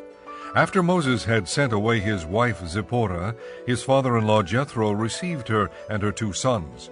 One son was named Gershom, for Moses said, "I have become an alien in a foreign land." And the other was named Eleazar, for he said, "My father's God was my helper. He saved me from the sword of Pharaoh." Jethro, Moses' father-in-law, together with Moses' sons and wife, came to him in the desert, where he was camped near the mountain of God. Jethro had sent word to him, "I, your father-in-law Jethro, am coming to you with your wife and her 2 sons." So Moses went out to meet his father-in-law and bowed down and kissed him. They greeted each other and then went into the tent. Moses told his father-in-law about everything the Lord had done to Pharaoh and the Egyptians for Israel's sake, and about all the hardships they had met along the way, and how the Lord had saved them. Jethro was delighted to hear about all the good things the Lord had done for Israel in rescuing them from the hand of the Egyptians. He said, "Praise be to the Lord who rescued you from the hand of the Egyptians and of Pharaoh, and who rescued the people from the hand of the Egyptians. Now I know that the Lord is greater than all other gods, for he did this to those who had treated Israel arrogantly." Then Jethro, Moses' father-in-law, brought a burnt offering and other sacrifices to God, and Aaron came with all the elders of Israel to eat bread with Moses' father-in-law in the presence of God. The next day Moses took his seat to serve as judge for the people, and they stood around him from morning till evening. When his father-in-law saw all that Moses was doing for the people, he said, "What is this you are doing for the people? Why do you alone sit as judge while all these people stand around you from morning till evening?" Moses answered him, "Because the people come to me to seek God's will. Whenever they have a dispute, it is brought to me, and I decide between the parties and inform them of God's decrees and laws." Moses' father-in-law replied, "What you are doing is not good. You and these people who come to you will only wear yourselves out. The work is too heavy for you. You cannot handle it alone. Listen now to me, and I will give you some advice, and may God be with you. You must be the people's representative before God and bring their disputes to him. Teach them the decrees and laws, and show them the way to live and the duties they are to perform. But select capable men from all the people, men who fear God, trustworthy men who hate dishonest gain, and appoint them as officials over thousands, hundreds, 50s, and 10s. Have them serve as judges for the people at all times, but have them bring every difficult case to you. The simple cases they can decide themselves. That will make your load lighter, because they will share it with you. If you do this, and God so commands, you will be able to stand the strain, and all these people will go home satisfied." Moses listened to his father-in-law and did everything he said. He chose capable men from all Israel and made them leaders of the people, officials over thousands, hundreds, 50s, and 10s. They served as judges for the people at all times. The difficult cases they brought to Moses, but the simple ones they decided themselves. Then Moses sent his father-in-law on his way, and Jethro returned to his own country. Chapter 19. In the 3rd month after the Israelites left Egypt, on the very day they came to the desert of Sinai. After they set out from Rephidim, they entered the desert of Sinai, and Israel camped there in the desert in front of the mountain. Then Moses went up to God, and the Lord called to him from the mountain and said, This is what you are to say to the house of Jacob, and what you are to tell the people of Israel. You yourselves have seen what I did to Egypt, and how I carried you on eagle's wings and brought you to myself. Now if you obey me fully and keep my covenant, then out of all nations you will be my treasured possession. Although the whole earth is mine, you will be for me a kingdom of priests and a holy nation. These are the words you are to speak to the Israelites. So Moses went back and summoned the elders of the people, and set before them all the words the Lord had commanded him to speak. The people all responded together, We will do everything the Lord has said. So Moses brought their answer back to the Lord. The Lord said to Moses, I am going to come to you in a dense cloud, so that the people will hear me speaking with you, and will always put their trust in you. Then Moses told the Lord what the people had said, and the Lord said to Moses, Go to the people and consecrate them today and tomorrow. Have them wash their clothes and be ready by the 3rd day, because on that day the Lord will come down on Mount Sinai in the sight of all the people. Put limits for the people around the mountain, and tell them, Be careful that you do not go up the mountain or touch the foot of it. Whoever touches the mountain shall surely be put to death. He shall surely be stoned or shot with arrows. Not a hand is to be laid on him. Whether man or animal, he shall not be permitted to live. Only when the ram's horn sounds a long blast may they go up to the mountain. After Moses had gone down the mountain to the people, he consecrated them, and they washed their clothes. Then he said to the people, Prepare yourselves for the 3rd day. Abstain from sexual relations. On the morning of the 3rd day there was thunder and lightning, with a thick cloud over the mountain and a very loud trumpet blast. Everyone in the camp trembled. Then Moses led the people out of the camp to meet with God, and they stood at the foot of the mountain. Mount Sinai was covered with smoke, because the Lord descended on it in fire. The smoke billowed up from it like smoke from a furnace. The whole mountain trembled violently, and the sound of the trumpet grew louder and louder. Then Moses spoke, and the voice of God answered him. The Lord descended to the top of Mount Sinai and called Moses to the top of the mountain. So Moses went up, and the Lord said to him, Go down and warn the people, so they do not force their way through to see the Lord, and many of them perish. Even the priests who approach the Lord must consecrate themselves, or the Lord will break out against them. Moses said to the Lord, The people cannot come up Mount Sinai, because you yourself warned us. Put limits around the mountain and set it apart as holy. The Lord replied, Go down and bring Aaron up with you. But the priests and the people must not force their way through to come up to the Lord, or he will break out against them. So Moses went down to the people and told them. Chapter 20. And God spoke all these words. I am the Lord your God, who brought you out of Egypt, out of the land of slavery. You shall have no other gods before me. You shall not make for yourself an idol in the form of anything in heaven, above or on the earth, beneath or in the waters below. You shall not bow down to them or worship them, for I, the Lord your God, am a jealous God, punishing the children for the sin of the fathers to the 3rd and 4th generation of those who hate me, but showing love to 1,000 generations of those who love me and keep my commandments. You shall not misuse the name of the Lord your God, for the Lord will not hold anyone guiltless who misuses his name. Remember the Sabbath day by keeping it holy. 6 days you shall labor and do all your work, but the 7th day is a Sabbath to the Lord your God. On it you shall not do any work, neither you nor your son or daughter, nor your manservant or maidservant, nor your animals, nor the alien within your gates. For in 6 days the Lord made the heavens and the earth, the sea, and all that is in them, but he rested on the 7th day. Therefore the Lord blessed the Sabbath day, and made it holy. Honor your father and your mother, so that you may live long in the land the Lord your God is giving you. You shall not murder. You shall not commit adultery. You shall not steal. You shall not give false testimony against your neighbor. You shall not covet your neighbor's house. You shall not covet your neighbor's wife, or his manservant or maidservant, his ox or donkey, or anything that belongs to your neighbor. When the people saw the thunder and lightning and heard the trumpet and saw the mountain in smoke, they trembled with fear. They stayed at a distance and said to Moses, Speak to us yourself, and we will listen. But do not have God speak to us, or we will die. Moses said to the people, "Do not be afraid. God has come to test you so that the fear of God will be with you to keep you from sinning." The people remained at a distance while Moses approached the thick darkness where God was. Then the Lord said to Moses, "Tell the Israelites this, You have seen for yourselves that I have spoken to you from heaven. Do not make any gods to be alongside me. Do not make for yourselves gods of silver or gods of gold. Make an altar of earth for me, and sacrifice on it your burnt offerings and fellowship offerings, your sheep and goats and your cattle.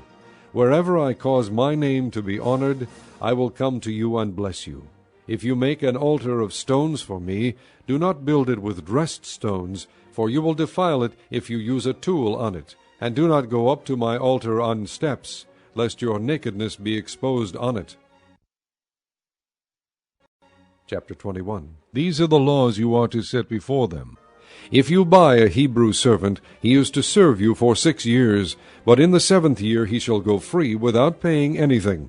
If he comes alone, he is to go free alone. But if he has a wife when he comes, she is to go with him.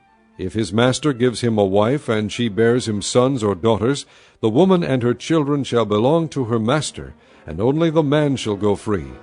But if the servant declares, "I love my master and my wife and children, and do not want to go free," then his master must take him before the judges. He shall take him to the door or the doorpost, and pierce his ear with an awl. Then he will be his servant for life. If a man sells his daughter as a servant, she is not to go free as men servants do. If she does not please the master who has selected her for himself, he must let her be redeemed. He has no right to sell her to foreigners, because he has broken faith with her. If he selects her for his son, he must grant her the rights of a daughter. If he marries another woman, he must not deprive the first one of her food, clothing, and marital rights. If he does not provide her with these 3 things, she is to go free without any payment of money. Anyone who strikes a man and kills him shall surely be put to death. However, if he does not do it intentionally, but God lets it happen, he is to flee to a place I will designate. But if a man schemes and kills another man deliberately, take him away from my altar and put him to death. Anyone who attacks his father or his mother must be put to death. Anyone who kidnaps another and either sells him or still has him when he is caught must be put to death. Anyone who curses his father or mother must be put to death. If men quarrel, and one hits the other with a stone or with his fist, and he does not die but is confined to bed, the one who struck the blow will not be held responsible if the other gets up and walks around outside with his staff. However, he must pay the injured man for the loss of his time, and see that he is completely healed. If a man beats his male or female slave with a rod, and the slave dies as a direct result, he must be punished. But he is not to be punished if the slave gets up after a day or two, since the slave is his property. If men who are fighting hit a pregnant woman and she gives birth prematurely, but there is no serious injury, the offender must be fined whatever the woman's husband demands and the court allows. But if there is serious injury, you are to take life for life, eye for eye, tooth for tooth, hand for hand, foot for foot, burn for burn, wound for wound, bruise for bruise. If a man hits a manservant or maidservant in the eye and destroys it, he must let the servant go free to compensate for the eye. And if he knocks out the tooth of a manservant or maidservant, he must let the servant go free to compensate for the tooth. If a bull gores a man or a woman to death, the bull must be stoned to death, and its meat must not be eaten. But the owner of the bull will not be held responsible. If, however, the bull has had the habit of goring, and the owner has been warned, but has not kept it penned up, and it kills a man or woman, the bull must be stoned, and the owner also must be put to death.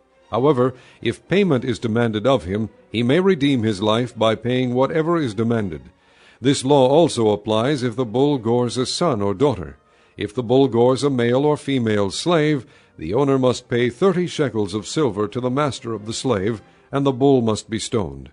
If a man uncovers a pit or digs one and fails to cover it, and an ox or a donkey falls into it, the owner of the pit must pay for the loss. He must pay its owner, and the dead animal will be his. If a man's bull injures the bull of another and it dies, they are to sell the live one and divide both the money and the dead animal equally. However, if it was known that the bull had the habit of goring, yet the owner did not keep it penned up, the owner must pay, animal for animal, and the dead animal will be his. Chapter 22. If a man steals an ox or a sheep and slaughters it or sells it, he must pay back 5 head of cattle for the ox and 4 sheep for the sheep. If a thief is caught breaking in and is struck so that he dies, the defender is not guilty of bloodshed, but if it happens after sunrise, he is guilty of bloodshed. A thief must certainly make restitution, but if he has nothing, he must be sold to pay for his theft. If the stolen animal is found alive in his possession, whether ox or donkey or sheep, he must pay back double. If a man grazes his livestock in a field or vineyard and lets them stray and they graze in another man's field, he must make restitution from the best of his own field or vineyard. If a fire breaks out and spreads into thorn bushes, so that it burns shocks of grain or standing grain or the whole field, the one who started the fire must make restitution. If a man gives his neighbor silver or goods for safekeeping, and they are stolen from the neighbor's house, the thief, if he is caught, must pay back double. But if the thief is not found, the owner of the house must appear before the judges to determine whether he has laid his hands on the other man's property.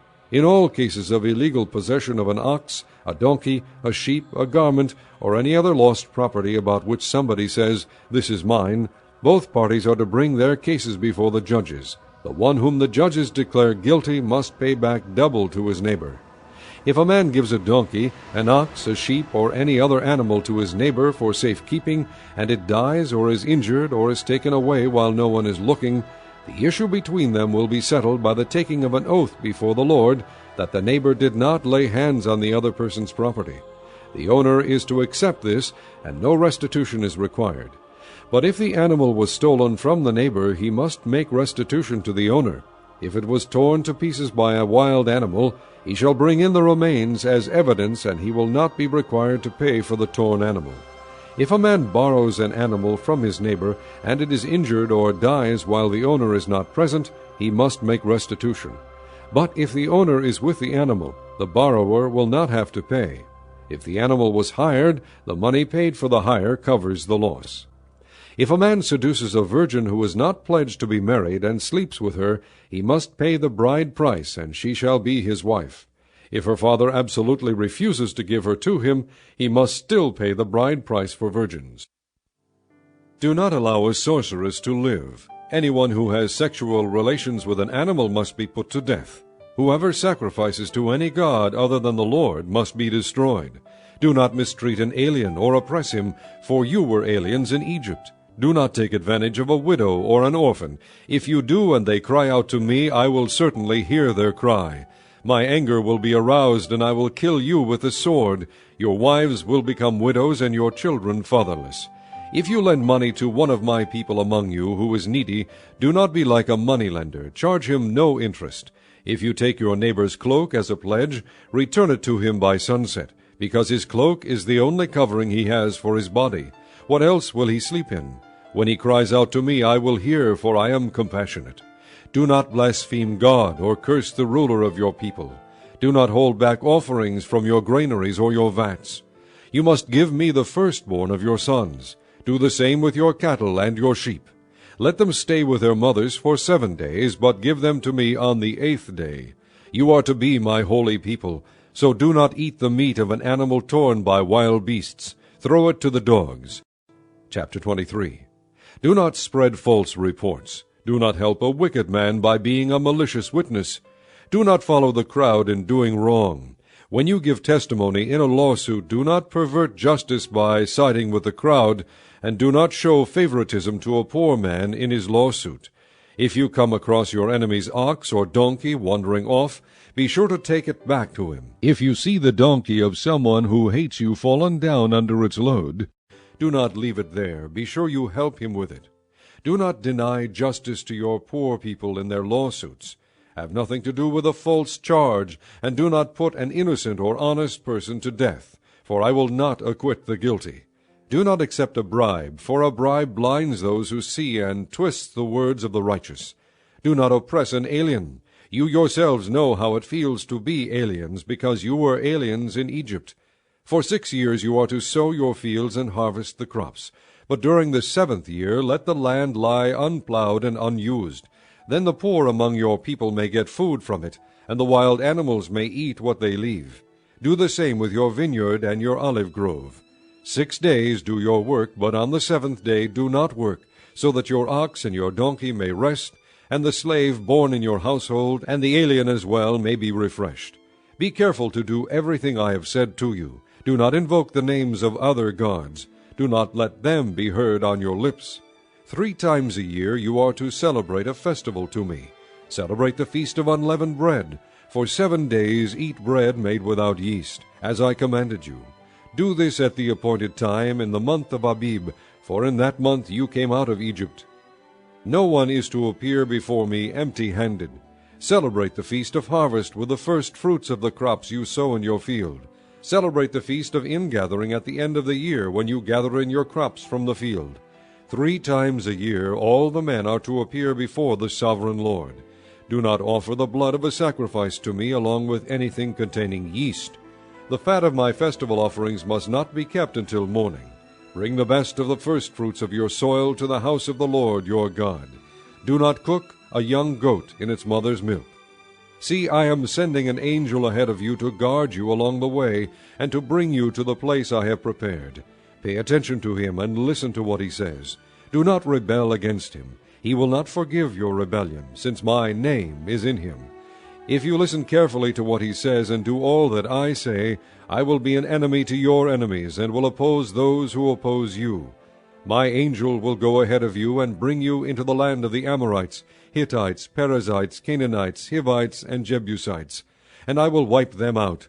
Do not bow down before their gods, or worship them, or follow their practices. You must demolish them and break their sacred stones to pieces.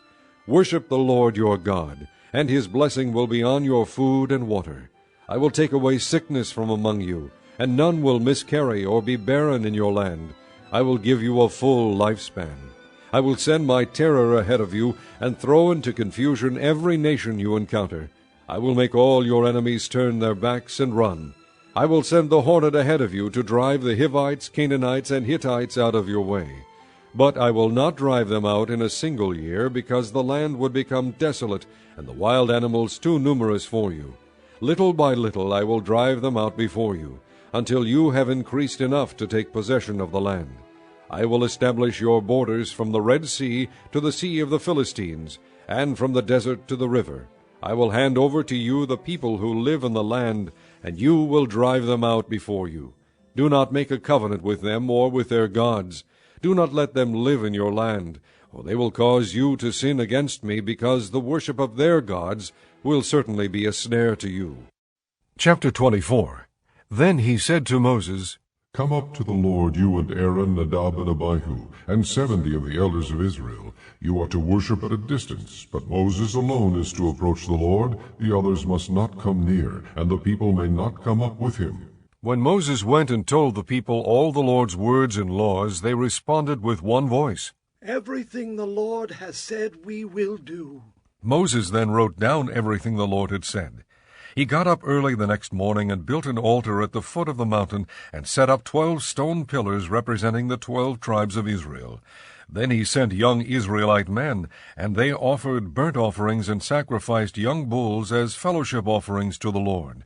Moses took half of the blood and put it in bowls, and the other half he sprinkled on the altar. Then he took the book of the covenant and read it to the people. They responded, We will do everything the Lord has said. We will obey. Moses then took the blood, sprinkled it on the people, and said, This is the blood of the covenant that the Lord has made with you in accordance with all these words. Moses and Aaron, Nadab and Abihu, and the 70 elders of Israel went up and saw the God of Israel. Under his feet was something like a pavement made of sapphire, clear as the sky itself. But God did not raise his hand against these leaders of the Israelites.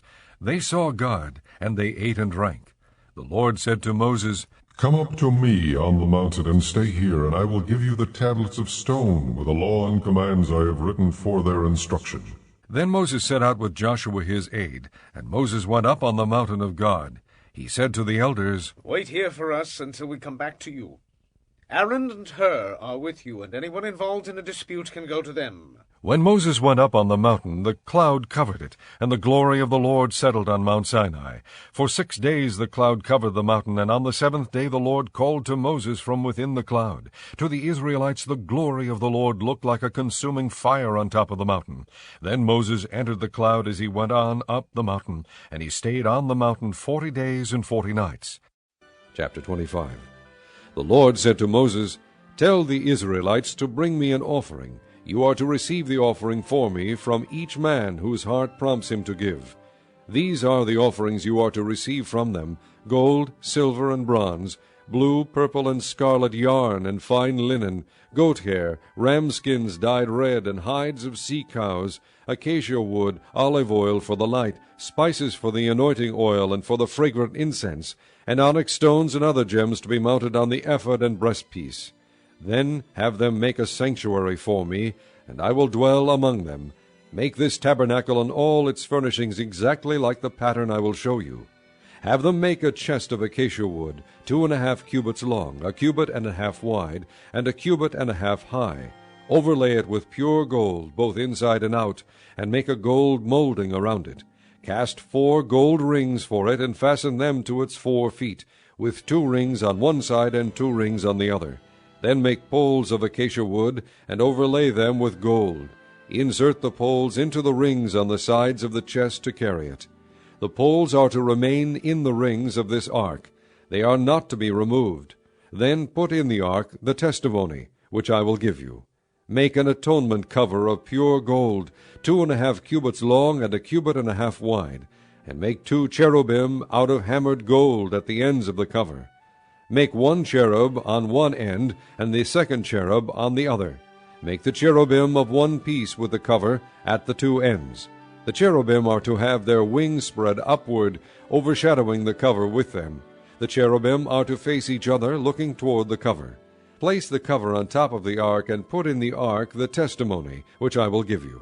There, above the cover between the 2 cherubim that are over the ark of the testimony, I will meet with you and give you all my commands for the Israelites.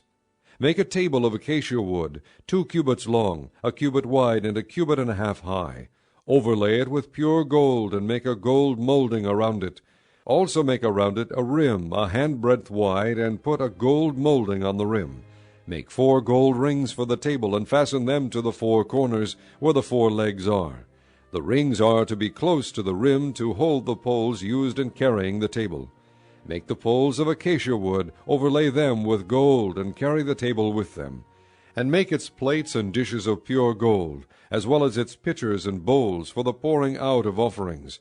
Put the bread of the presence on this table to be before me at all times. Make a lampstand of pure gold, and hammer it out, base and shaft. Its flower-like cups, buds, and blossoms shall be of one piece with it. 6 branches are to extend from the sides of the lampstand, 3 on one side and 3 on the other. 3 cups shaped like almond flowers with buds and blossoms are to be on one branch, 3 on the next branch, and the same for all 6 branches extending from the lampstand. And on the lampstand there are to be 4 cups shaped like almond flowers with buds and blossoms. 1 bud shall be under the first pair of branches extending from the lampstand, a 2nd bud under the 2nd pair, and a 3rd bud under the 3rd pair, 6 branches in all. The buds and branches shall all be of one piece with the lampstand hammered out of pure gold. Then make it 7 lamps, and set them up on it, so that they light the space in front of it. Its wick, trimmers, and trays are to be of pure gold. A talent of pure gold is to be used for the lampstand and all these accessories. See that you make them according to the pattern shown you on the mountain. Chapter 26. Make the tabernacle with 10 curtains of finely twisted linen and blue, purple, and scarlet yarn, with cherubim worked into them by a skilled craftsman. All the curtains are to be the same size, 28 cubits long and 4 cubits wide. Join 5 of the curtains together, and do the same with the other 5. Make loops of blue material along the edge of the end curtain in one set, and do the same with the end curtain in the other set. Make 50 loops on one curtain, and 50 loops on the end curtain of the other set, with the loops opposite each other. Then make 50 gold clasps, and use them to fasten the curtains together, so that the tabernacle is a unit. Make curtains of goat hair for the tent over the tabernacle, 11 altogether. All 11 curtains are to be the same size, 30 cubits long and 4 cubits wide. Join 5 of the curtains together into one set, and the other 6 into another set. Fold the 6th curtain double at the front of the tent. Make 50 loops along the edge of the end curtain in one set, and also along the edge of the end curtain in the other set. Then make 50 bronze clasps, and put them in the loops to fasten the tent together as a unit. As for the additional length of the tent curtains, the half curtain that is left over is to hang down at the rear of the tabernacle. The tent curtains will be a cubit longer on both sides. What is left will hang over the sides of the tabernacle so as to cover it.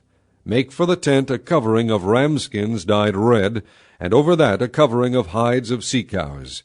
Make upright frames of acacia wood for the tabernacle. Each frame is to be 10 cubits long and a cubit and a half wide, with 2 projections set parallel to each other. Make all the frames of the tabernacle in this way.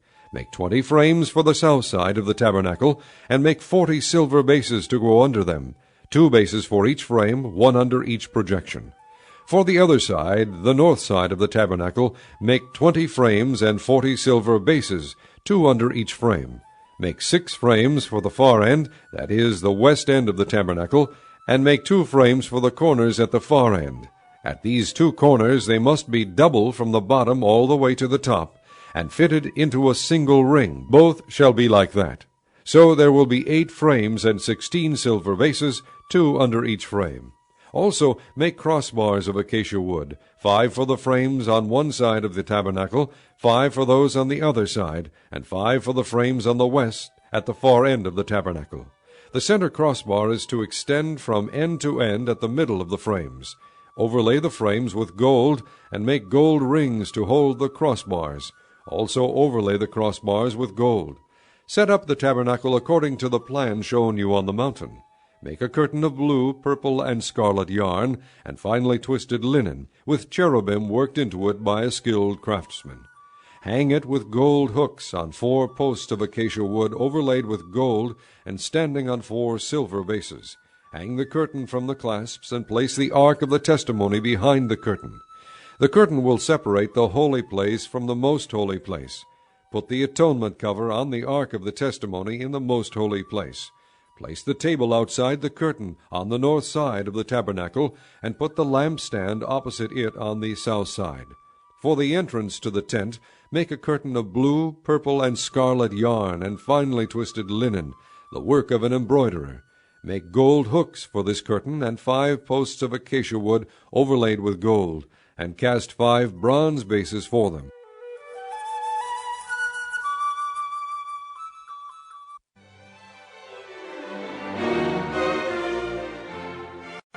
Chapter 27. Build an altar of acacia wood, 3 cubits high. It is to be square 5 cubits long and 5 cubits wide. Make a horn at each of the 4 corners, so that the horns and the altar are of one piece, and overlay the altar with bronze. Make all its utensils of bronze, its pots to remove the ashes, and its shovels, sprinkling bowls, meat forks, and fire pans. Make a grating for it, a bronze network, and make a bronze ring at each of the 4 corners of the network. Put it under the ledge of the altar so that it is halfway up the altar. Make poles of acacia wood for the altar, and overlay them with bronze. The poles are to be inserted into the ring so they will be on 2 sides of the altar when it is carried. Make the altar hollow, out of boards. It is to be made just as you were shown on the mountain. Make a courtyard for the tabernacle. The south side shall be 100 cubits long, and is to have curtains of finely twisted linen, with 20 posts and 20 bronze bases, and with silver hooks and bands on the posts. The north side shall also be 100 cubits long, and is to have curtains with 20 posts and 20 bronze bases, and with silver hooks and bands on the posts. The west end of the courtyard shall be 50 cubits wide, and have curtains with 10 posts and 10 bases. On the east end, toward the sunrise, the courtyard shall also be 50 cubits wide. Curtains 15 cubits long are to be on one side of the entrance, with 3 posts and 3 bases, and curtains 15 cubits long are to be on the other side, with 3 posts and 3 bases.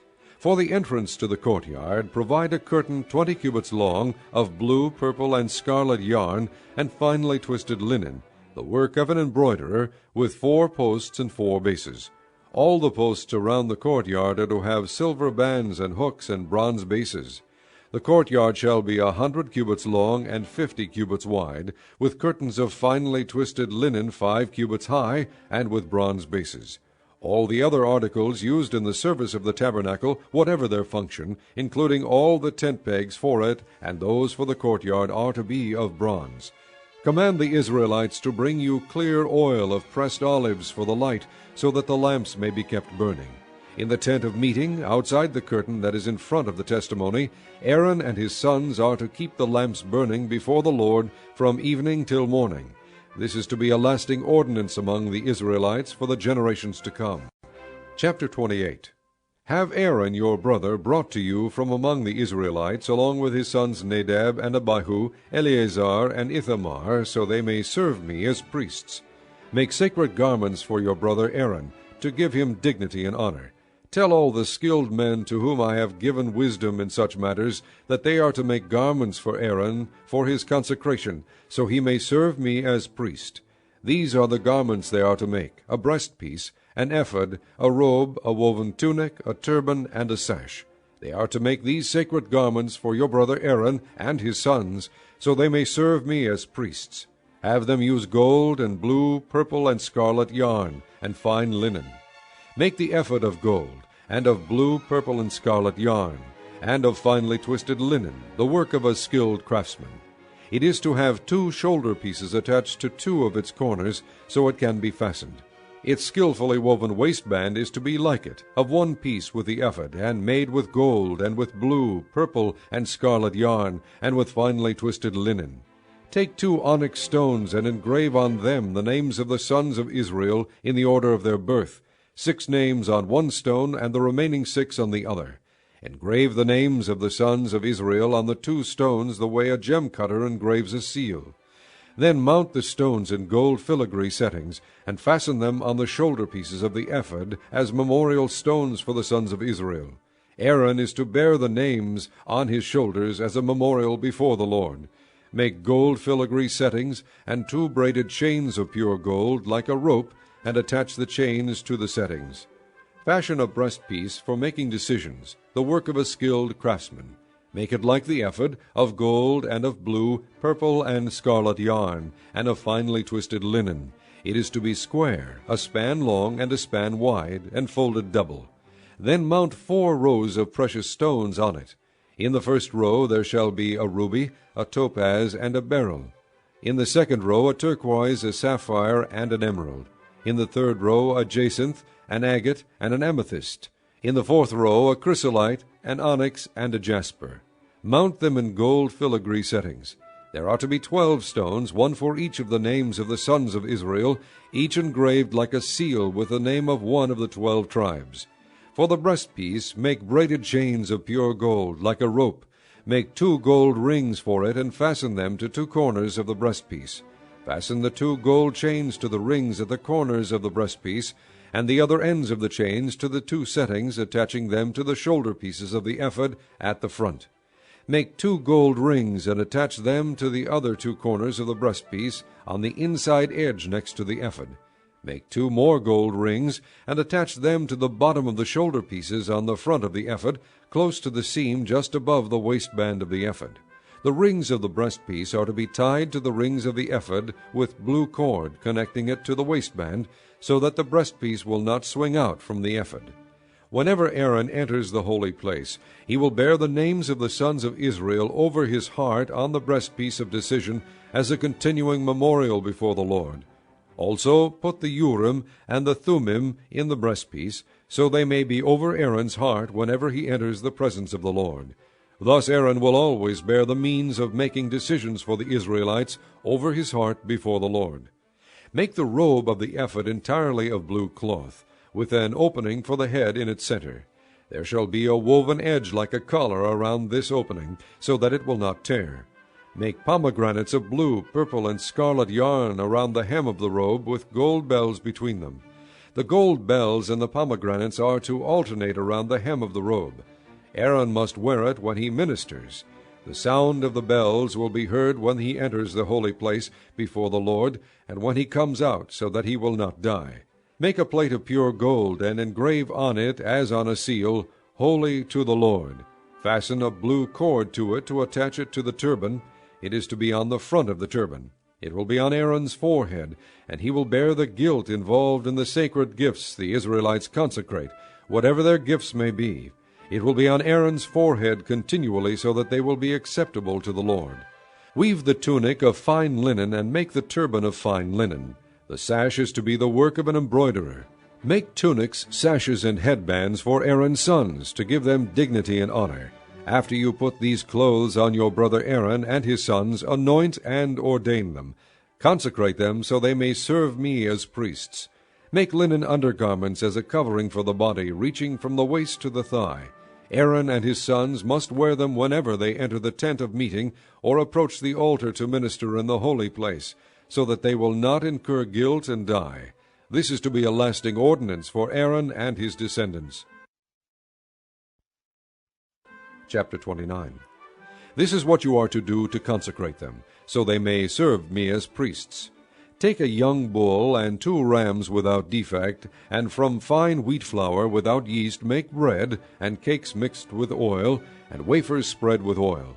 Put them in a basket, and present them in it, along with the bull and the 2 rams. Then bring Aaron and his sons to the entrance to the tent of meeting, and wash them with water.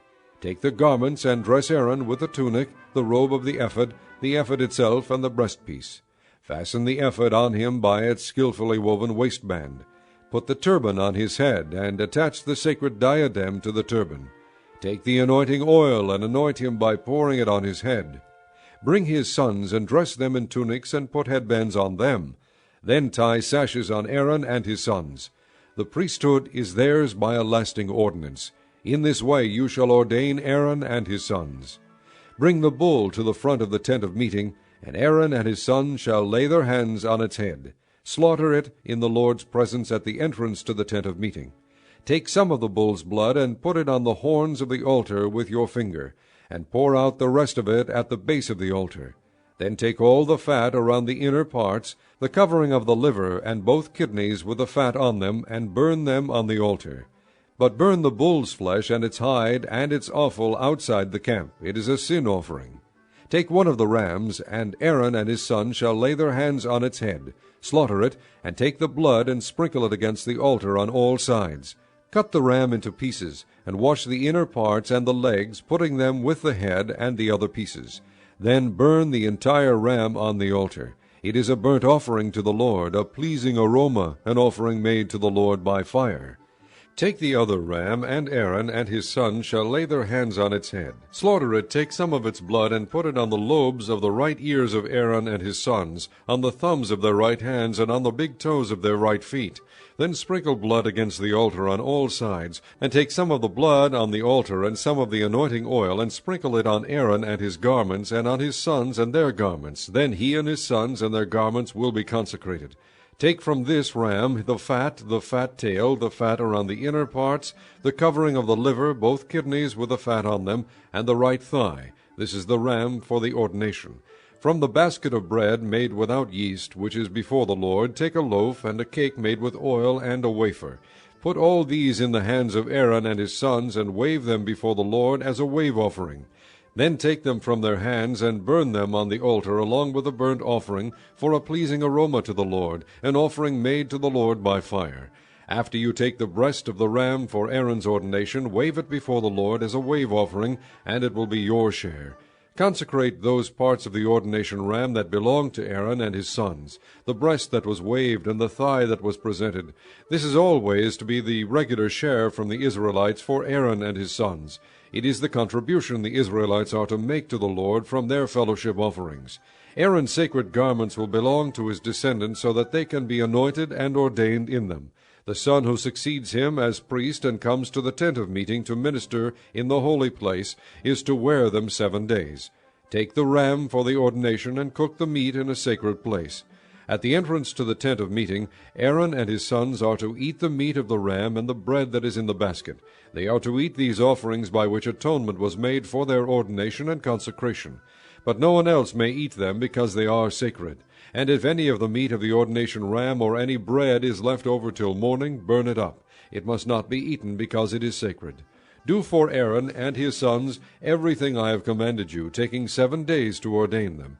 Sacrifice a bull each day as a sin offering to make atonement. Purify the altar by making atonement for it, and anoint it to consecrate it. For 7 days make atonement for the altar, and consecrate it.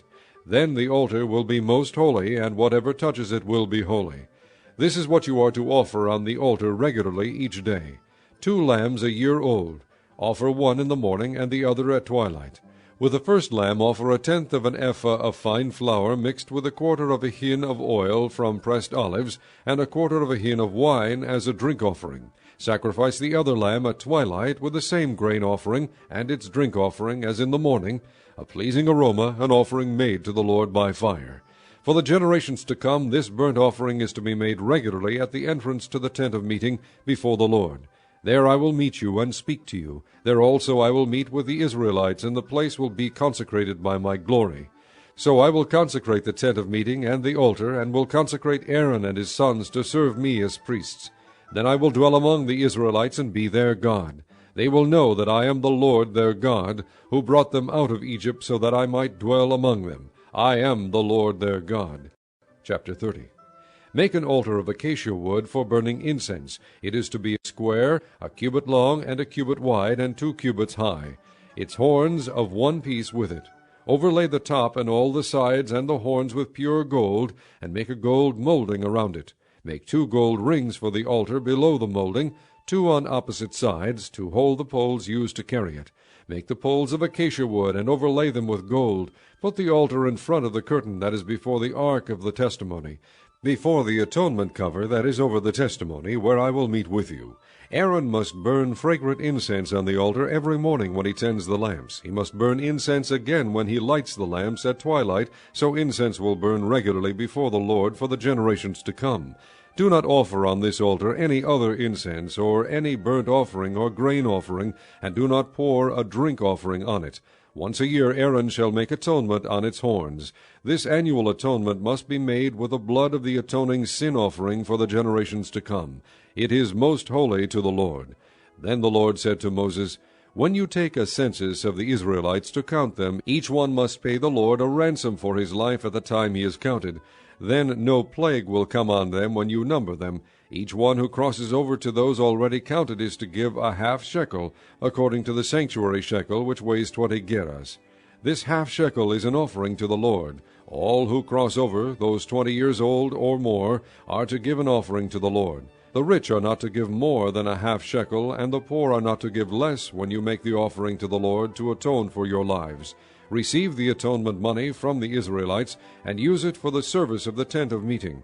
It will be a memorial for the Israelites before the Lord, making atonement for your lives. Then the Lord said to Moses, Make a bronze basin with its bronze stand for washing. Place it between the tents of meeting and the altar, and put water in it. Aaron and his sons are to wash their hands and feet with water from it. Whenever they enter the tent of meeting, they shall wash with water, so that they will not die. Also when they approach the altar to minister by presenting an offering made to the Lord by fire, they shall wash their hands and feet, so that they will not die. This is to be a lasting ordinance for Aaron and his descendants for the generations to come. Then the Lord said to Moses, Take the following fine spices, 500 shekels of liquid myrrh, half as much, that is 250 shekels of fragrant cinnamon, 250 shekels of fragrant cane, 500 shekels of cassia, all according to the sanctuary shekel, and a hin of olive oil. Make these into a sacred anointing oil, a fragrant blend, the work of a perfumer. It will be the sacred anointing oil. Then use it to anoint the tent of meeting, the ark of the testimony, the table and all its articles, the lampstand and its accessories, the altar of incense, the altar of burnt offering and all its utensils, and the basin with its stand. You shall consecrate them, so they will be most holy, and whatever touches them will be holy. Anoint Aaron and his sons, and consecrate them, so they may serve me as priests. Say to the Israelites, This is to be my sacred anointing oil for the generations to come. Do not pour it on men's bodies, and do not make any oil with the same formula. It is sacred, and you are to consider it sacred. Whoever makes perfume like it, and whoever puts it on anyone other than a priest, must be cut off from his people. Then the Lord said to Moses, Take fragrant spices, gum resin, onycha, and galbanum, and pure frankincense, all in equal amounts, and make a fragrant blend of incense, the work of a perfumer. It is to be salted, and pure and sacred. Grind some of it to powder, and place it in front of the testimony in the tent of meeting, where I will meet with you. It shall be most holy to you. Do not make any incense with this formula for yourselves. Consider it holy to the Lord. Whoever makes any like it to enjoy its fragrance must be cut off from his people. Chapter 31. Then the Lord said to Moses, See, I have chosen Bezalel, son of Uri, the son of Hur, of the tribe of Judah, and I have filled him with the Spirit of God, with skill, ability, and knowledge in all kinds of crafts, to make artistic designs for work in gold, silver, and bronze, to cut and set stones, to work in wood, and to engage in all kinds of craftsmanship. Moreover, I have appointed Aholiab, son of Ahisamach, of the tribe of Dan, to help him.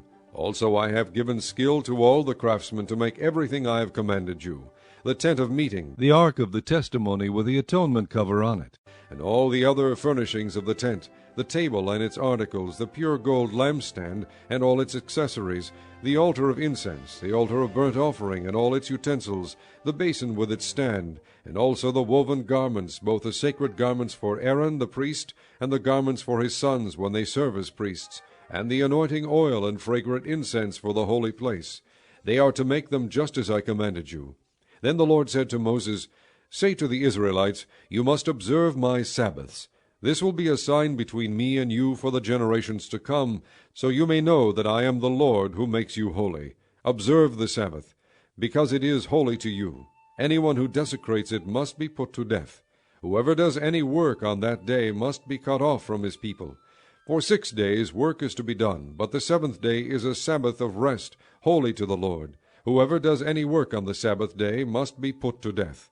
The Israelites are to observe the Sabbath, celebrating it for the generations to come as a lasting covenant. It will be a sign between me and the Israelites forever. For in 6 days the Lord made the heavens and the earth, and on the seventh day he abstained from work and rested. When the Lord finished speaking to Moses on Mount Sinai, he gave him the 2 tablets of the testimony, the tablets of stone inscribed by the finger of God. Chapter 32. When the people saw that Moses was so long in coming down from the mountain, they gathered around Aaron and said, Come make us gods. Who will go before us? As for this fellow Moses, who brought us up out of Egypt, we don't know what has happened to him. Aaron answered them, Take off the gold earrings that your wives, your sons, and your daughters are wearing, and bring them to me. So all the people took off their earrings and brought them to Aaron. He took what they handed him and made it into an idol cast in the shape of a calf, fashioning it with a tool. Then they said, These are your gods, O Israel, who brought you up out of Egypt. When Aaron saw this, he built an altar in front of the calf and announced, Tomorrow there will be a festival to the Lord. So the next day the people rose early and sacrificed burnt offerings and presented fellowship offerings. Afterward they sat down to eat and drink and got up to indulge in revelry. Then the Lord said to Moses, Go down, because your people whom you brought up out of Egypt have become corrupt. They have been quick to turn away from what I commanded them, and have made themselves an idol cast in the shape of a calf. They have bowed down to it, and sacrificed to it, and have said, These are your gods, O Israel, who brought you up out of Egypt. I have seen these people. The Lord said to Moses, And they are a stiff-necked people. Now leave me alone, so that my anger may burn against them, and that I may destroy them. Then I will make you into a great nation. But Moses sought the favor of the Lord his God. O Lord, he said, why should your anger burn against your people whom you brought out of Egypt with great power and a mighty hand? Why should the Egyptians say it was with evil intent that he brought them out, to kill them in the mountains and to wipe them off the face of the earth? Turn from your fierce anger. Relent and do not bring disaster on your people. Remember your servants Abraham, Isaac, and Israel, to whom you swore by your own self, I will make your descendants as numerous as the stars in the sky.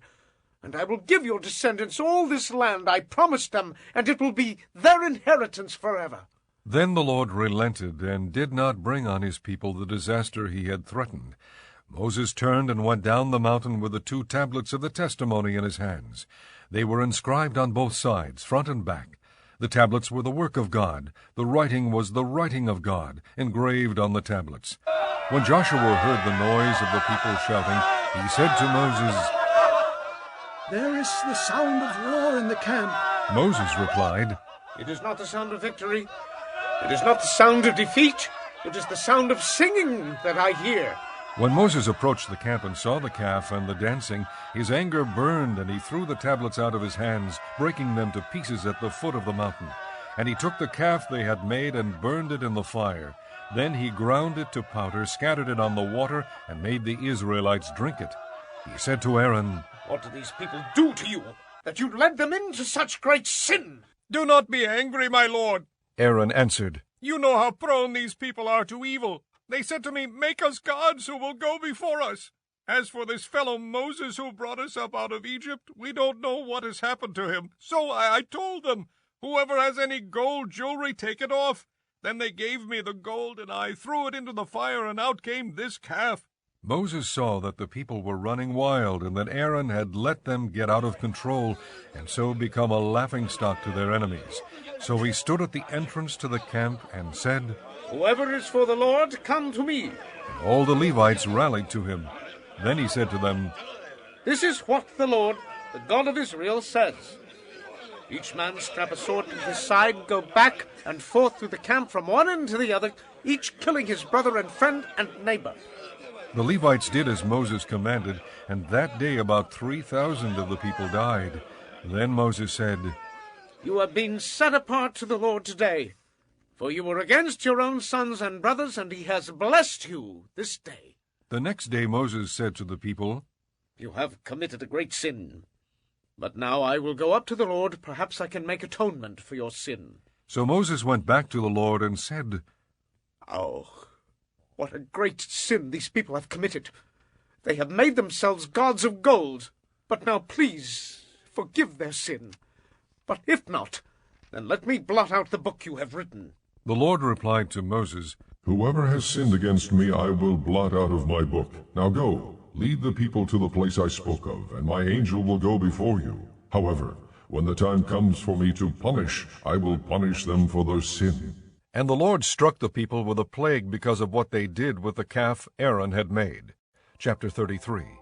Then the Lord said to Moses, Leave this place, you and the people you brought up out of Egypt, and go up to the land I promised on oath to Abraham, Isaac, and Jacob, saying, I will give it to your descendants.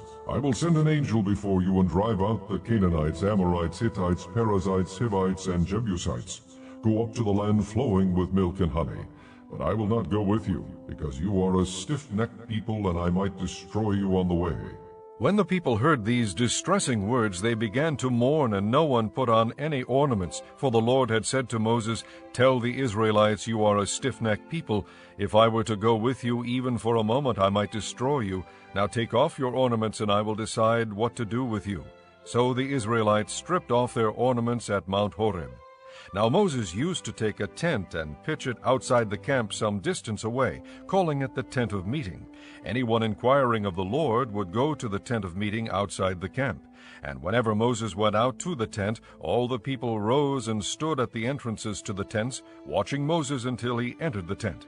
As Moses went into the tent, the pillar of cloud would come down and stay at the entrance while the Lord spoke with Moses. Whenever the people saw the pillar of cloud standing at the entrance to the tent, they all stood and worshipped, each at the entrance to his tent.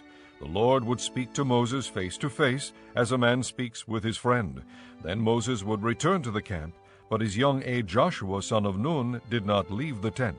Moses said to the Lord, You have been telling me, lead these people, but you have not let me know whom you will send with me. You have said, I know you by name, and you have found favor with me. If you are pleased with me, teach me your ways so I may know you and continue to find favor with you. Remember that this nation is your people. The Lord replied, My presence will go with you, and I will give you rest. Then Moses said to him, If your presence does not go with us, do not send us up from here. How will anyone know that you are pleased with me and with your people unless you go with us? What else will distinguish me and your people from all the other people on the face of the earth? And the Lord said to Moses, I will do the very thing you have asked, because I am pleased with you, and I know you by name. Then Moses said, Now, show me your glory. And the Lord said, I will cause all my goodness to pass in front of you, and I will proclaim my name, the Lord, in your presence. I will have mercy on whom I will have mercy, and I will have compassion on whom I will have compassion. But, he said, you cannot see my face, for no one may see me and live. Then the Lord said, There is a place near me where you may stand on a rock. When my glory passes by, I will put you in a cleft in the rock and cover you with my hand until I have passed by. Then I will remove my hand, and you will see my back, but my face must not be seen. Chapter 34. The Lord said to Moses, Chisel out 2 stone tablets like the first ones, and I will write on them the words that were on the first tablets which you broke. Be ready in the morning, and then come up on Mount Sinai. Present yourself to me there on top of the mountain. No one is to come with you or be seen anywhere on the mountain. Not even the flocks and herds may graze in front of the mountain. So Moses chiseled out 2 stone tablets like the first ones, and went up Mount Sinai early in the morning, as the Lord had commanded him. And he carried the 2 stone tablets in his hands. Then the Lord came down in the cloud and stood there with him and proclaimed his name, the Lord.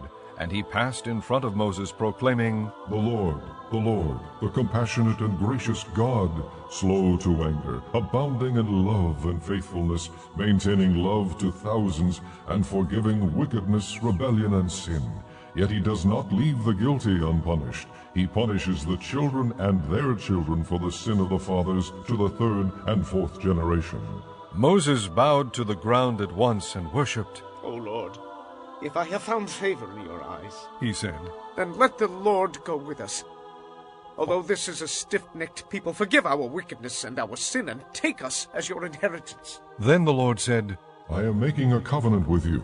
Before all your people I will do wonders never before done in any nation in all the world.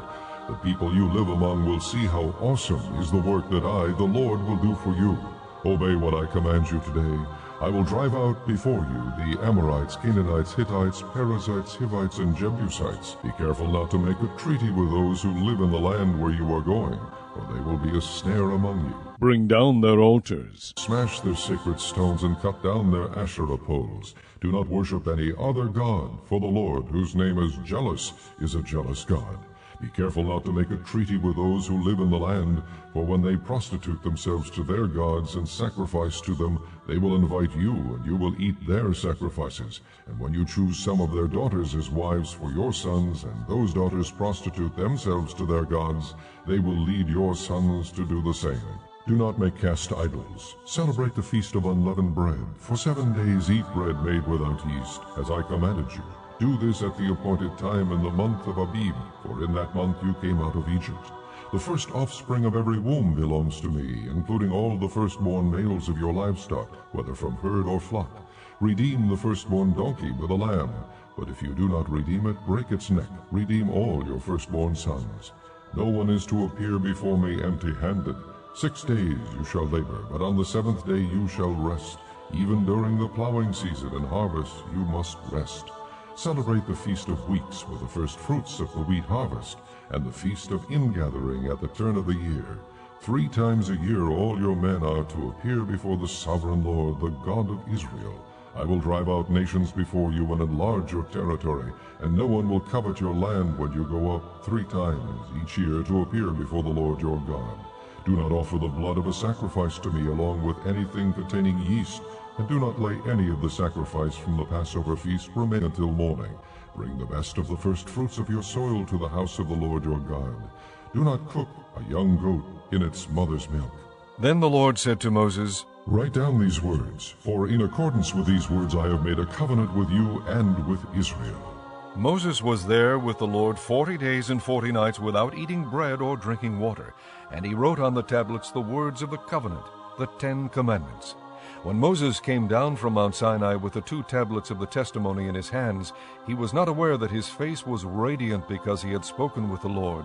When Aaron and all the Israelites saw Moses, his face was radiant, and they were afraid to come near him. But Moses called to them. So Aaron and all the leaders of the community came back to him, and he spoke to them.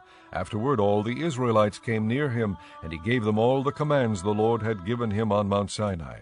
When Moses finished speaking to them, he put a veil over his face. But whenever he entered the Lord's presence to speak with him, he removed the veil until he came out. And when he came out and told the Israelites what he had been commanded, they saw that his face was radiant. Then Moses would put the veil back over his face until he went in to speak with the Lord. Chapter 35. Moses assembled the whole Israelite community and said to them, These are the things the Lord has commanded you to do. For 6 days work is to be done. But the 7th day shall be your holy day, a Sabbath of rest to the Lord. Whoever does any work on it must be put to death. Do not light a fire in any of your dwellings on the Sabbath day. Moses said to the whole Israelite community, This is what the Lord has commanded. From what you have, take an offering for the Lord. Everyone who is willing is to bring to the Lord an offering of gold, silver, and bronze, blue, purple, and scarlet yarn, and fine linen, goat hair, ram skins dyed red, and hides of sea cows, acacia wood, olive oil for the light, spices for the anointing oil and for the fragrant incense, and onyx stones and other gems to be mounted on the ephod and breastpiece. All who are skilled among you ought to come and make everything the Lord has commanded, the tabernacle with its tent and its coverings, clasps, frames, crossbars, posts, and bases, the ark with its poles and the atonement cover and the curtain that shields it, the table with its poles and all its articles, and the bread of the presence, the lampstand that is for the light with its accessories, lamps and oil for the light, the altar of incense with its poles, the anointing oil and the fragrant incense, the curtain for the doorway at the entrance of the tabernacle, the altar of burnt offering with its bronze grating, its poles and all its utensils, the bronze basin with its stand, the curtains of the courtyard with its posts and bases, and the curtain for the entrance to the courtyard, the tent pegs for the tabernacle and for the courtyard and their ropes, the woven garments worn for ministering in the sanctuary, both the sacred garments for Aaron the priest and the garments for his sons when they serve as priests. Then the whole Israelite community withdrew from Moses' presence, and everyone who was willing and whose heart moved him came and brought an offering to the Lord for the work on the tent of meeting, for all its service and for the sacred garments. All who were willing, men and women alike, came and brought gold jewelry of all kinds, brooches, earrings, rings, and ornaments. They all presented their gold as a wave offering to the Lord. Everyone who had blue, purple, or scarlet yarn, or fine linen, or goat hair, ram skins dyed red, or hides of sea cows, brought them. Those presenting an offering of silver or bronze brought it as an offering to the Lord, and everyone who had acacia wood for any part of the work brought it. Every skilled woman spun with her hands and brought what she had spun, blue, purple, or scarlet yarn, or fine linen, and all the women who were willing and had the skill spun the goat hair. The leaders brought onyx stones and other gems to be mounted on the ephod and breastpiece.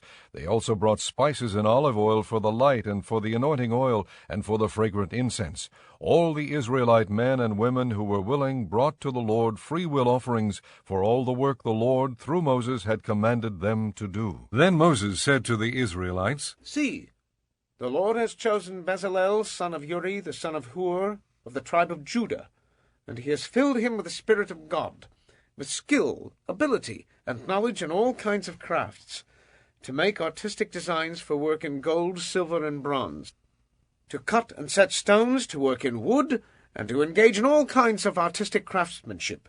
And he has given both him and Oholiab, son of Ahisamach, of the tribe of Dan, the ability to teach others. He has filled them with skill to do all kinds of work as craftsmen, designers, embroiderers in blue, purple, and scarlet yarn, and fine linen, and weavers, all of them master craftsmen and designers. Chapter 36. So Bezalel, Oholiab, and every skilled person to whom the Lord has given skill and ability to know how to carry out all the work of constructing the sanctuary, are to do the work just as the Lord has commanded.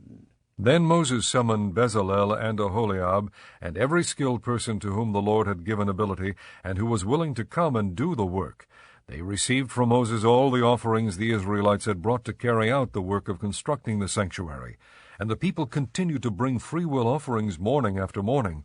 So all the skilled craftsmen who were doing all the work on the sanctuary left their work and said to Moses, "The people are bringing more than enough for doing the work the Lord commanded to be done."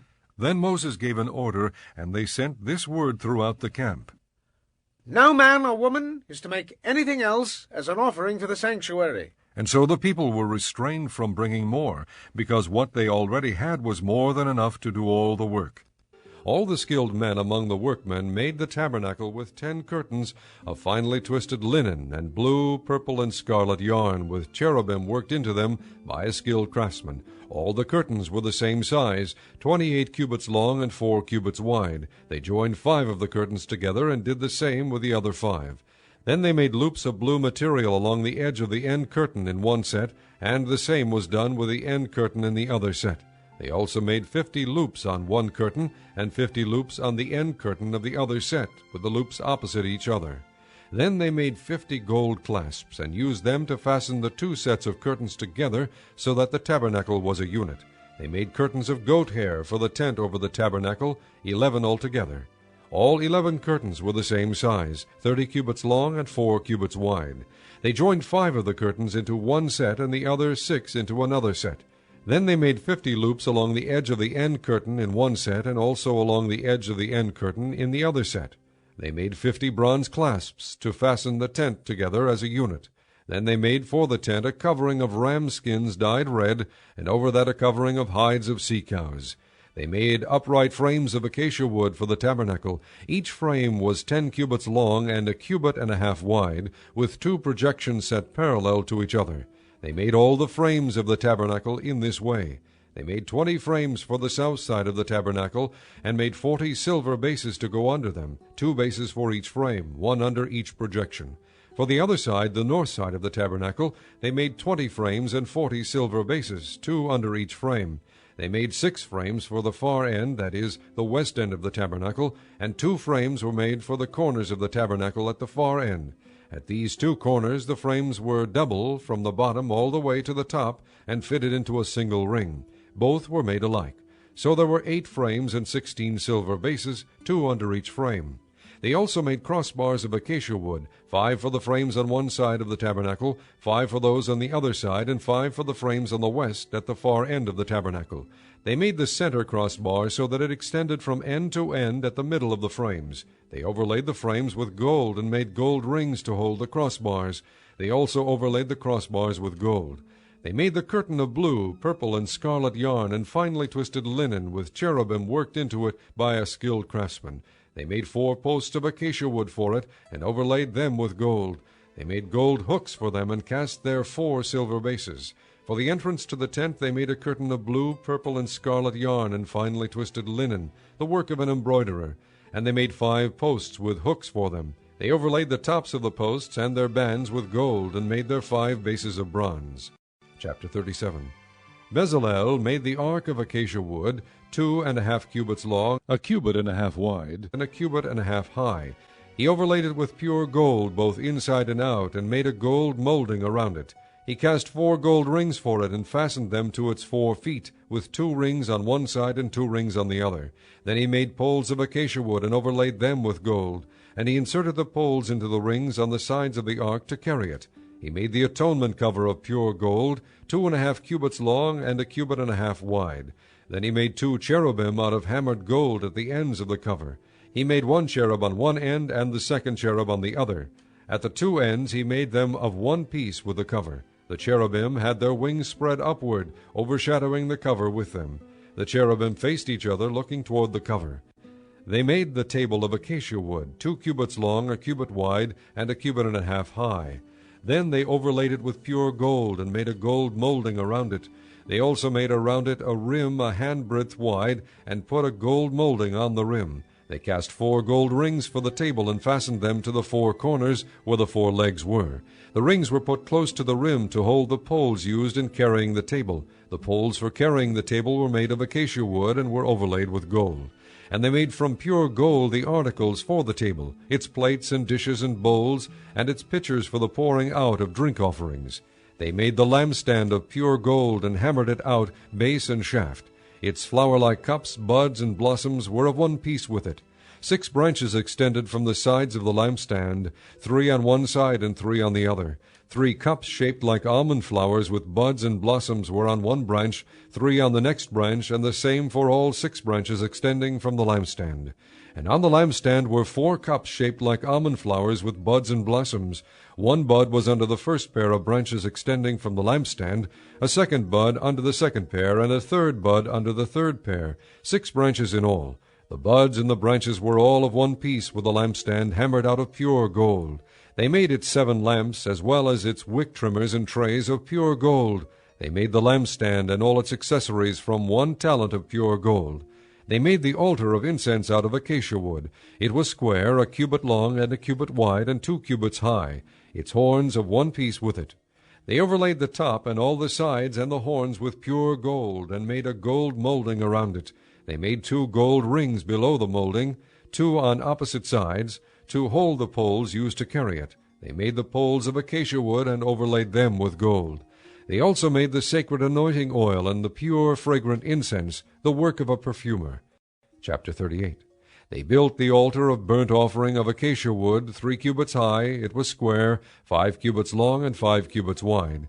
They made a horn at each of the 4 corners, so that the horns and the altar were of one piece. And they overlaid the altar with bronze. They made all its utensils of bronze, its pots, shovels, sprinkling bowls, meat forks, and fire pans. They made a grating for the altar, a bronze network to be under its ledge, halfway up the altar. They cast bronze rings to hold the poles for the 4 corners of the bronze grating. They made the poles of acacia wood, and overlaid them with bronze. They inserted the poles into the rings so they would be on the sides of the altar for carrying it. They made it hollow out of boards. They made the bronze basin and its bronze stand from the mirrors of the women who served at the entrance to the tent of meeting. Next they made the courtyard.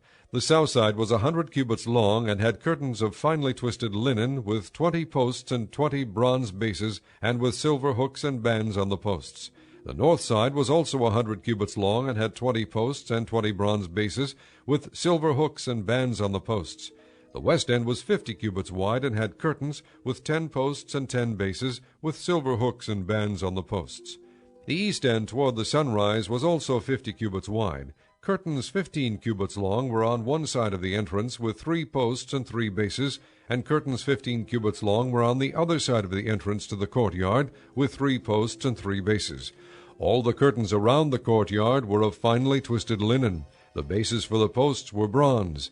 The hooks and bands on the posts were silver, and their tops were overlaid with silver, so all the posts of the courtyard had silver bands. The curtain for the entrance to the courtyard was of blue, purple, and scarlet yarn and finely twisted linen, the work of an embroiderer. It was 20 cubits long, and like the curtains of the courtyard, 5 cubits high, with 4 posts and 4 bronze bases. Their hooks and bands were silver, and their tops were overlaid with silver. All the tent pegs of the tabernacle and of the surrounding courtyard were bronze. These are the amounts of the materials used for the tabernacle of the testimony, which were recorded at Moses' command by the Levites under the direction of Ithamar son of Aaron the priest. Bezalel son of Uri, the son of Hur, of the tribe of Judah, made everything the Lord commanded Moses. With him was Aholiab son of Ahisamach, of the tribe of Dan, a craftsman and designer, and an embroiderer in blue, purple, and scarlet yarn and fine linen.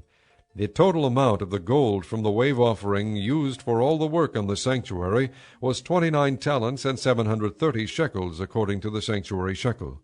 The silver obtained from those of the community who were counted in the census was 100 talents and 1,775 shekels, according to the sanctuary shekel, 1 bekah per person, that is, half a shekel, according to the sanctuary shekel, from everyone who had crossed over to those counted, 20 years old or more, a total of 603,550 men. The 100 talents of silver were used to cast the bases for the sanctuary and for the curtain, 100 bases from the 100 talents, 1 talent for each base. They used the 1,775 shekels to make the hooks for the posts, to overlay the tops of the posts, and to make their bands. The bronze from the wave offering was 70 talents and 2,400 shekels. They used it to make the bases for the entrance to the tent of meeting, the bronze altar with its bronze grating and all its utensils, the bases for the surrounding courtyard and those for its entrance, and all the tent pegs for the tabernacle and those for the surrounding courtyard. Chapter 39. From the blue, purple, and scarlet yarn they made woven garments for ministering in the sanctuary. They also made sacred garments for Aaron, as the Lord commanded Moses. They made the ephod of gold, and of blue, purple, and scarlet yarn, and of finely twisted linen. They hammered out thin sheets of gold, and cut strands to be worked into the blue, purple, and scarlet yarn and fine linen, the work of a skilled craftsman. They made shoulder pieces for the ephod, which were attached to 2 of its corners, so it could be fastened. Its skillfully woven waistband was like it, of 1 piece with the ephod, and made with gold, and with blue, purple, and scarlet yarn, and with finely twisted linen, as the Lord commanded Moses. They mounted the onyx stones in the gold filigree settings, and engraved them like a seal with the names of the sons of Israel. Then they fastened them on the shoulder pieces of the ephod as memorial stones for the sons of Israel, as the Lord commanded Moses. They fashioned the breastpiece, the work of a skilled craftsman. They made it like the ephod, of gold and of blue, purple, and scarlet yarn, and of finely twisted linen. It was square, a span long and a span wide, and folded double. Then they mounted 4 rows of precious stones on it. In the first row there was a ruby, a topaz, and a beryl. In the second row a turquoise, a sapphire, and an emerald. In the third row a jacinth, an agate, and an amethyst. In the fourth row a chrysolite, an onyx, and a jasper. They were mounted in gold filigree settings. There were 12 stones, 1 for each of the names of the sons of Israel, each engraved like a seal with the name of one of the 12 tribes. For the breastpiece they made braided chains of pure gold like a rope. They made 2 gold filigree settings and 2 gold rings, and fastened the rings to 2 of the corners of the breastpiece. They fastened the 2 gold chains to the rings at the corners of the breastpiece, and the other ends of the chains to the 2 settings, attaching them to the shoulder pieces of the ephod at the front. They made 2 gold rings, and attached them to the other 2 corners of the breastpiece, on the inside edge next to the ephod. Then they made 2 more gold rings, and attached them to the bottom of the shoulder pieces on the front of the ephod, close to the seam just above the waistband of the ephod. They tied the rings of the breastpiece to the rings of the ephod with blue cord, connecting it to the waistband, so that the breastpiece would not swing out from the ephod, as the Lord commanded Moses. They made the robe of the ephod entirely of blue cloth, the work of a weaver, with an opening in the center of the robe like the opening of a collar, and a band around this opening so that it would not tear. They made pomegranates of blue, purple, and scarlet yarn, and finely twisted linen around the hem of the robe. And they made bells of pure gold, and attached them around the hem between the pomegranates. The bells and pomegranates alternated around the hem of the robe to be worn for ministering, as the Lord commanded Moses. For Aaron and his sons they made tunics of fine linen, the work of a weaver, and the turban of fine linen, the linen headbands, and the undergarments of finely twisted linen. The sash was of finely twisted linen, and blue, purple, and scarlet yarn, the work of an embroiderer, as the Lord commanded Moses. They made the plate, the sacred diadem, out of pure gold, and engraved on it, like an inscription on a seal, Holy to the Lord. Then they fastened a blue cord to it to attach it to the turban, as the Lord commanded Moses. So all the work on the tabernacle, the tent of meeting, was completed. The Israelites did everything just as the Lord commanded Moses. Then they brought the tabernacle to Moses, the tent and all its furnishings, its clasps, frames, crossbars, posts, and bases, the covering of ram skins dyed red, the covering of hides of sea cows, and the shielding curtain, the ark of the testimony with its poles, and the atonement cover, the table with all its articles, and the bread of the presence, the pure gold lampstand with its row of lamps and all its accessories, and the oil for the light, the gold altar, the anointing oil, the fragrant incense, and the curtain for the entrance to the tent, the bronze altar with its bronze grating, its poles and all its utensils, the basin with its stand, the curtains of the courtyard with its posts and bases, and the curtain for the entrance to the courtyard, the ropes and tent pegs for the courtyard, all the furnishings for the tabernacle, the tent of meeting, and the woven garments worn for ministering in the sanctuary, both the sacred garments for Aaron the priest and the garments for his sons when serving as priests. The Israelites had done all the work just as the Lord had commanded Moses. Moses inspected the work and saw that they had done it just as the Lord had commanded. So Moses blessed them. Chapter 40. Then the Lord said to Moses, Set up the tabernacle, the tent of meeting, on the first day of the first month. Place the ark of the testimony in it, and shield the ark with a curtain. Bring in the table, and set out what belongs on it.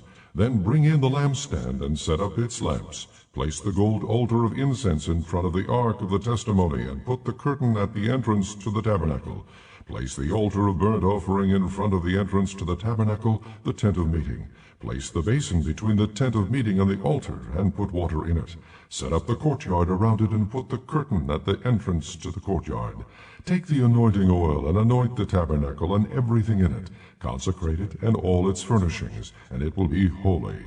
Then anoint the altar of burnt offering and all its utensils. Consecrate the altar, and it will be most holy. Anoint the basin and its stand, and consecrate them.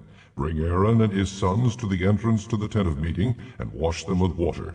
Then dress Aaron in the sacred garments. Anoint him, and consecrate him, so he may serve me as priest. Bring his sons, and dress them in tunics. Anoint them just as you anointed their father, so they may serve me as priests. Their anointing will be to a priesthood that will continue for all generations to come. Moses did everything just as the Lord commanded him. So the tabernacle was set up on the first day of the first month in the second year.